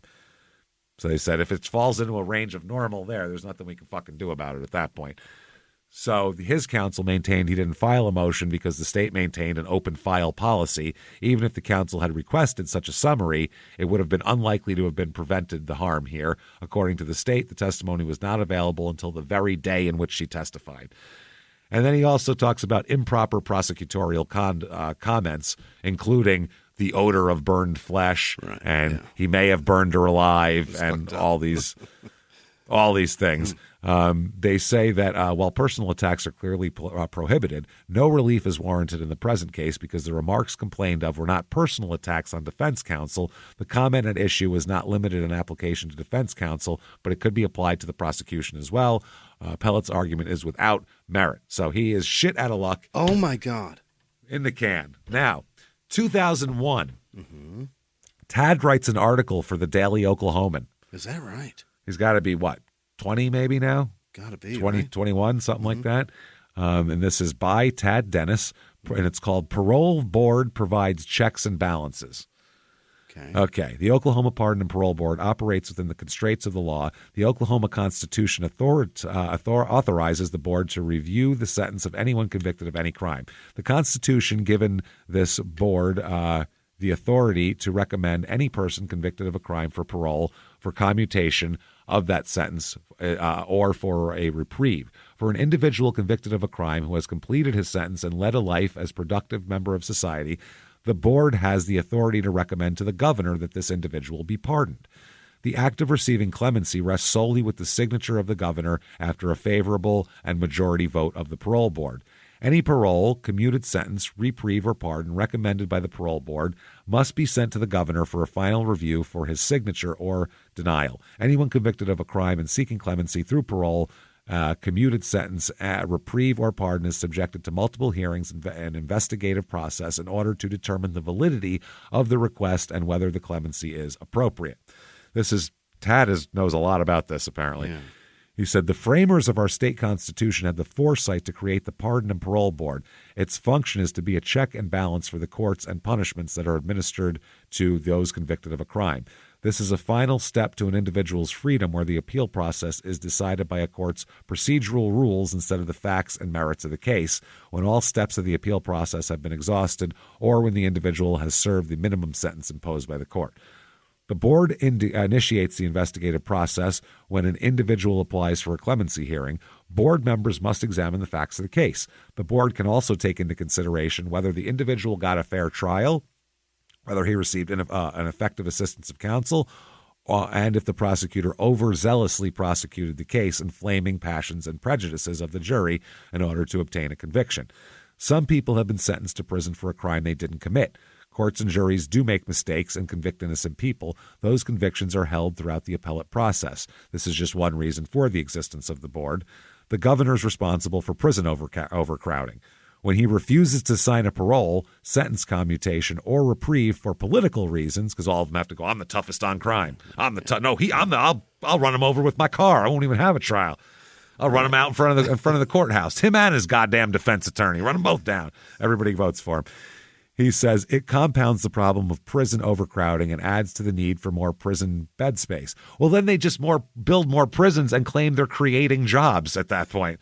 Yeah. I created all these jobs in this county. They're all prison jobs. Great. Good job. Yeah. Good work, idiots. So they said programs such as parole, special supervised release, etc., wouldn't be needed to deal with prison overcrowding if the Pardon and Parole Board would use what the law already allows and the governor would sign approved requests for clemency. And then it says, Dennis writes from Alva. His father, Leroy Dean Dennis, is serving a term of life without parole for the 1990 murder of the writer's mother. Dennis believes his father is innocent of the crime. That's the important part. He's doesn't saying think he did it. He doesn't think his dad did it. No. Thinks he's innocent. Now, I don't know if he wants him to be innocent. Now, okay, that's the story, but there's one other thing. I can't find if it is or not, and I pray and I hope that this is not Tad, okay? Yeah. The Detroit Free Press in, 2011, 2016, something like that here. Oh, God. An off-duty Warren, this is from the Detroit Free Press, off-duty Warren firefighter Tad Dennis downed at least 10 drinks at a day-long golf outing last September 11th, then was served 88 ounces of beer at Clinton Township Restaurant before he stumbled outside and got back behind the wheel of his Ford Escape. 14 minutes later, Dennis's SUV plowed at high speed head-on into a car driven by a Sterling Heights teenager on a residential side street. God dang. 17-year-old Diana Pozdurka was dead from this. What the fuck, Tad? The complaint details the teen's last minutes alive as she lifted her head from the dashboard of a wrecked car and told a witness using a fire extinguisher to put out the flames around her, quote, "Help me, he hit me. Help me, he hit me. My legs. Please help me. I can't feel my legs." Oh, Jesus Christ. Holy shit. Oh, my. So, yes, they're suing, and Dennis of Sterling Heights is already facing criminal charges of second-degree murder and operating while intoxicated and causing death. A probable cause. I'm hoping this isn't him. I'm really am. The alcohol level was 0.21%. I haven't seen he move to Michigan. I haven't seen anything, but if not, I really feel bad for Tad Dennis because he's got some asshole using his name for fucking horrible reasons here. And he was driving like 80 miles an hour, more than twice the speed limit. I hope that's just not him. I hope it's not him. And he ended up being sentenced to 11 to 30 years in prison. So I hope it's not Tad. Christ. Really fucking do. But either way, that is Seiling, Oklahoma, everybody. What happened to... Fucking bonkers. Dad, is he still in prison? Still, life without. He's still there. Oh, my God. Still there. I can't find him dead, so he must be still in there. Holy. Yep, I found his background thing where I found it was definitely him because it had his murder charges on it. But it doesn't say he's deceased on there. So there you go. Shit. So That's I don't know. up. I don't know what happened here. I don't know if he did this or not. I really don't. Well, here's something. I mean, the bones are there. Yeah, if you're going by the Scott Peterson thing, she's dead where he was. You know what I mean? That's That's not good. It's not good, and especially the bones are on his property. But the other one, though, Scott Peterson didn't quite have this Jim Umberbrower or whatever is way more of a suspect than those burglars in a fucking van. Amber didn't have VHS tapes of her mom getting railed. That's the other problem, Jesus So there Christ. you go. If you like the show, give us 5 stars on whatever app you're listening on. It How really about that? helps There was a lot. an Amber in this, too, wasn't there? There was. Yeah, 2 absolutely. Ambers in these creepy fucking stories. That's fucking wild. Amber. So do that. Get on whatever app you're listening on, please. Also, shutupandgivememurder.com. Tickets for live shows, October 18th. Kansas City, you are on deck. Oklahoma City's the next night, but that's sold out. So can't get to that one unless people are selling tickets or something. So get in there. Also, October 30th, be there for the virtual live show. There we go. Be where, you may ask? Where? Fucking where you feel like being. Yeah. Anywhere. Your house, anywhere. Doesn't matter. You can watch it live show, just like a regular live show. The screen, us, things, pictures, jokes, murder story, except we're going to be wearing costumes, too, because it's fucking Halloween. We're going to have a blast. You can watch it 2 weeks afterwards. You can have it, do whatever you want with it for 2 weeks. So enjoy that. And that is shutupandgivememurder.com, patreon.com/crime and sports. Bonus material coming out your ass. Yep. Anybody $5 a month or above, you are going to get huge back catalog with hundreds of episodes of Crime and Sports and Small Town Murder bonus episodes and new ones every other week. This week is no different. For this week, 1993 Florida State football scandal for Crime and Sports. They were cheating like crazy and getting all sorts of money and shoes and shit, and they won a national championship. Then for Small Town Murder, I can't wait for this one. It's going to be great.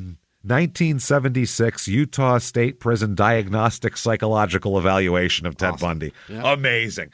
We get to hear what Ted Bundy thinks about little pictures of shit. Like, here's a picture with a guy outside of a house with that. See? Yeah. What do you think Ted Bundy interprets that as? We'll find out. Wait to find out.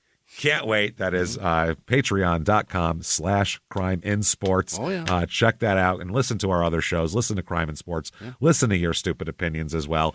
And Jimmie, I think what I need right now, hit me with the names of the most wonderful goddamn people in the world who keep this show going week after week and keep the lights on here in the studios. Hit me with them right now. This week's executive producers are Joseph Armstrong, Elena Zemmel, Peyton Meadows, Thomas Lamar, and Kelly Story. And Alexis Snap. Happy birthday, Alexis. Thank you, Look and at happy you. birthday. Yeah. Other producers this week are Janice Hill, Chance Plofter, Platter, maybe Plotter. Those are very different words. Plafter. P. Laughter. That's what his last name is. He pees from laughter. Yeah. Katie Nemuth. Ariel Rose Walmsley. Patty Raines. Diana Carfire. Is that right? Carfire. Rachel Bronner, Josh with no last name. Wyatt Mitchell, Pam with no last name. Josie Tucker, Nan with no last name. Jordan Turcotte, Christina Sabol, Holly Beer, Jake Everett, Heidi Summerfield, Jennifer Fletcher, Anna Wenzel, Cassidy Spencer, Sean Riazzi, Christine Peterson. This show also brought to you by the letter K. Jessica Harden, Catherine Bell, Carla with no last name, Jack Elliott, Christine Kiefer, Chihuahua Bear, like the paint. Oh, okay. What's a Chihuahua? Is that a... You're asking me. Is that a place? I don't know. I don't know. Katie you're with trying no to say last chalupa. name. I have no idea. Moving along. Katie with no last name. Ellen McCormick, Dylan Myers, Laura McLaughlin, Kristen Wallace, Lily with no last name, Adri Jacquinot. Jacquinot? What is Jackie? No? It's like an astronaut, but not. It looks like Jacquinot. Oh, all right. like Ashley McCabe, Stephanie Settle, Zachary Kratsass, Courtney Shepard, what is this? Brian Stimpson, Jenny Lust. That sounds like a porn star. Yeah. Larry Johnson. Probably not, but I'd love it. I'm sure it's Grandmama. CC Martin. Give that money back to your children, you deadbeat dad. Courtney Stop Kruger. giving us money. Take care of your kids first. Only Larry Johnson. The rest of you give us money. Yeah. Julie with no last name. AJ Merle. Chris with no last name. Lindley Martin. Gail Tina. Shayla O'Keefe. Emma Schweiger. Destiny Neeson. Ben and Linnea Walker. Nikki Gagon. Do you remember that was in Dirty Dancing? He held her fingers to his chest. Yeah. Right. Hanson, Rachel Kazanas. Is that a second time Kazanas? Maybe. It is. No, that's Kratsass. It's two Kazanas and Kratsass. Wow. Right. Thank you, all the cats in your ass, people. We appreciate it. Tracy B. Max with no last name. Crystal Alquist. Stephanie Chappelle. Dr. Lars Hawkins. Ann Carmich. Denise Eblin. Jenny O'Malley. God damn it. Amanda Cabral. Lucas Burr. Barry McCockiner. Sure, that's her name. You son of a bitch. Michael Swink, Heather Helms. Very mature. You can watch My Children. Beth Foster, Mike Hunt, another guy who's got a really fascinating name that's a pain in the ass when he goes missing in stores. Cheryl Teal, Dagonaeus. Dagonaeus? Dagon, not going to work. Catherine Kerr, Brooke Hansen, Kit McLeod. Oh, Kit Cloud Kicker.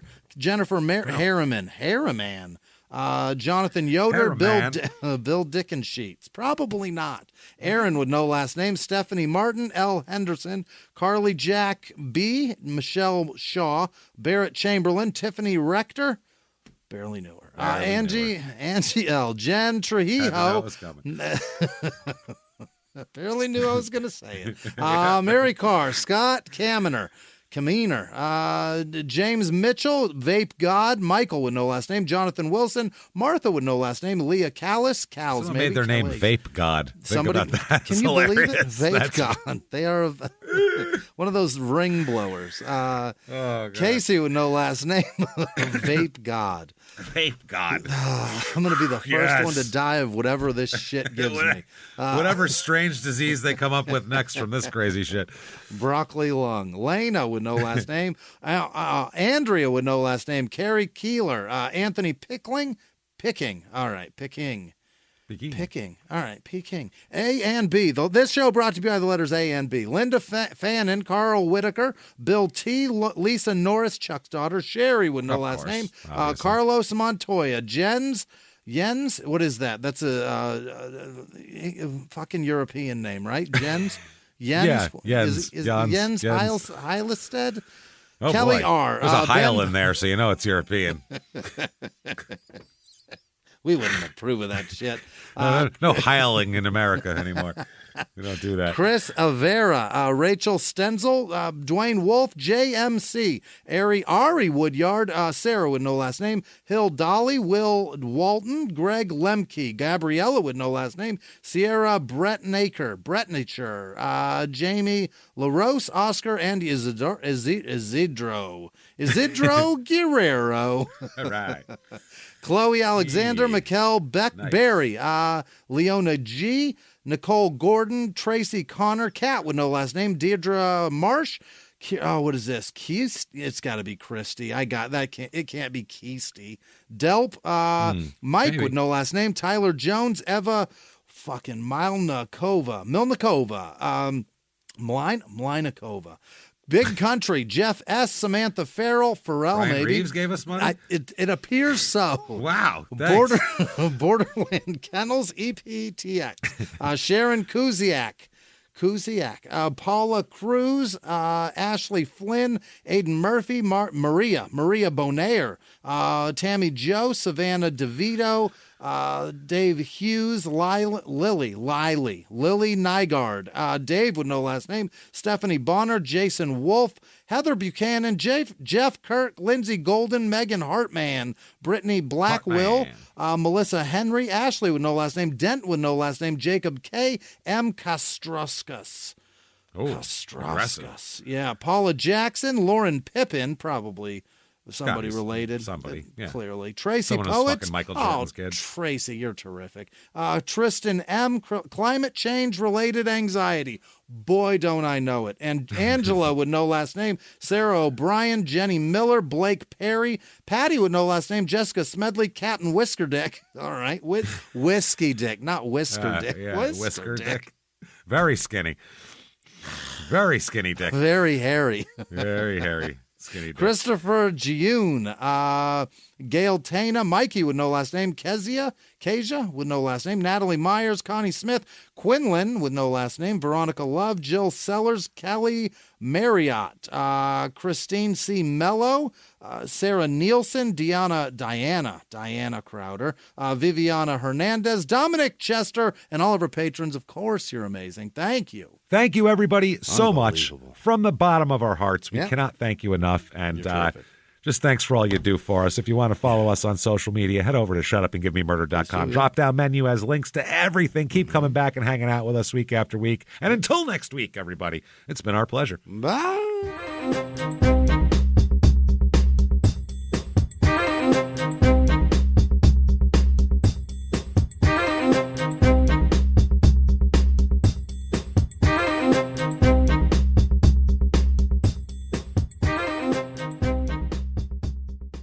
If you like Small Town Murder, you can listen early and ad-free now by joining Wondery Plus in the Wondery app or on Apple Podcasts. Prime members can listen early and ad-free on Amazon Music. Before you go, tell us about yourself by filling out a short survey at Wondery.com/survey.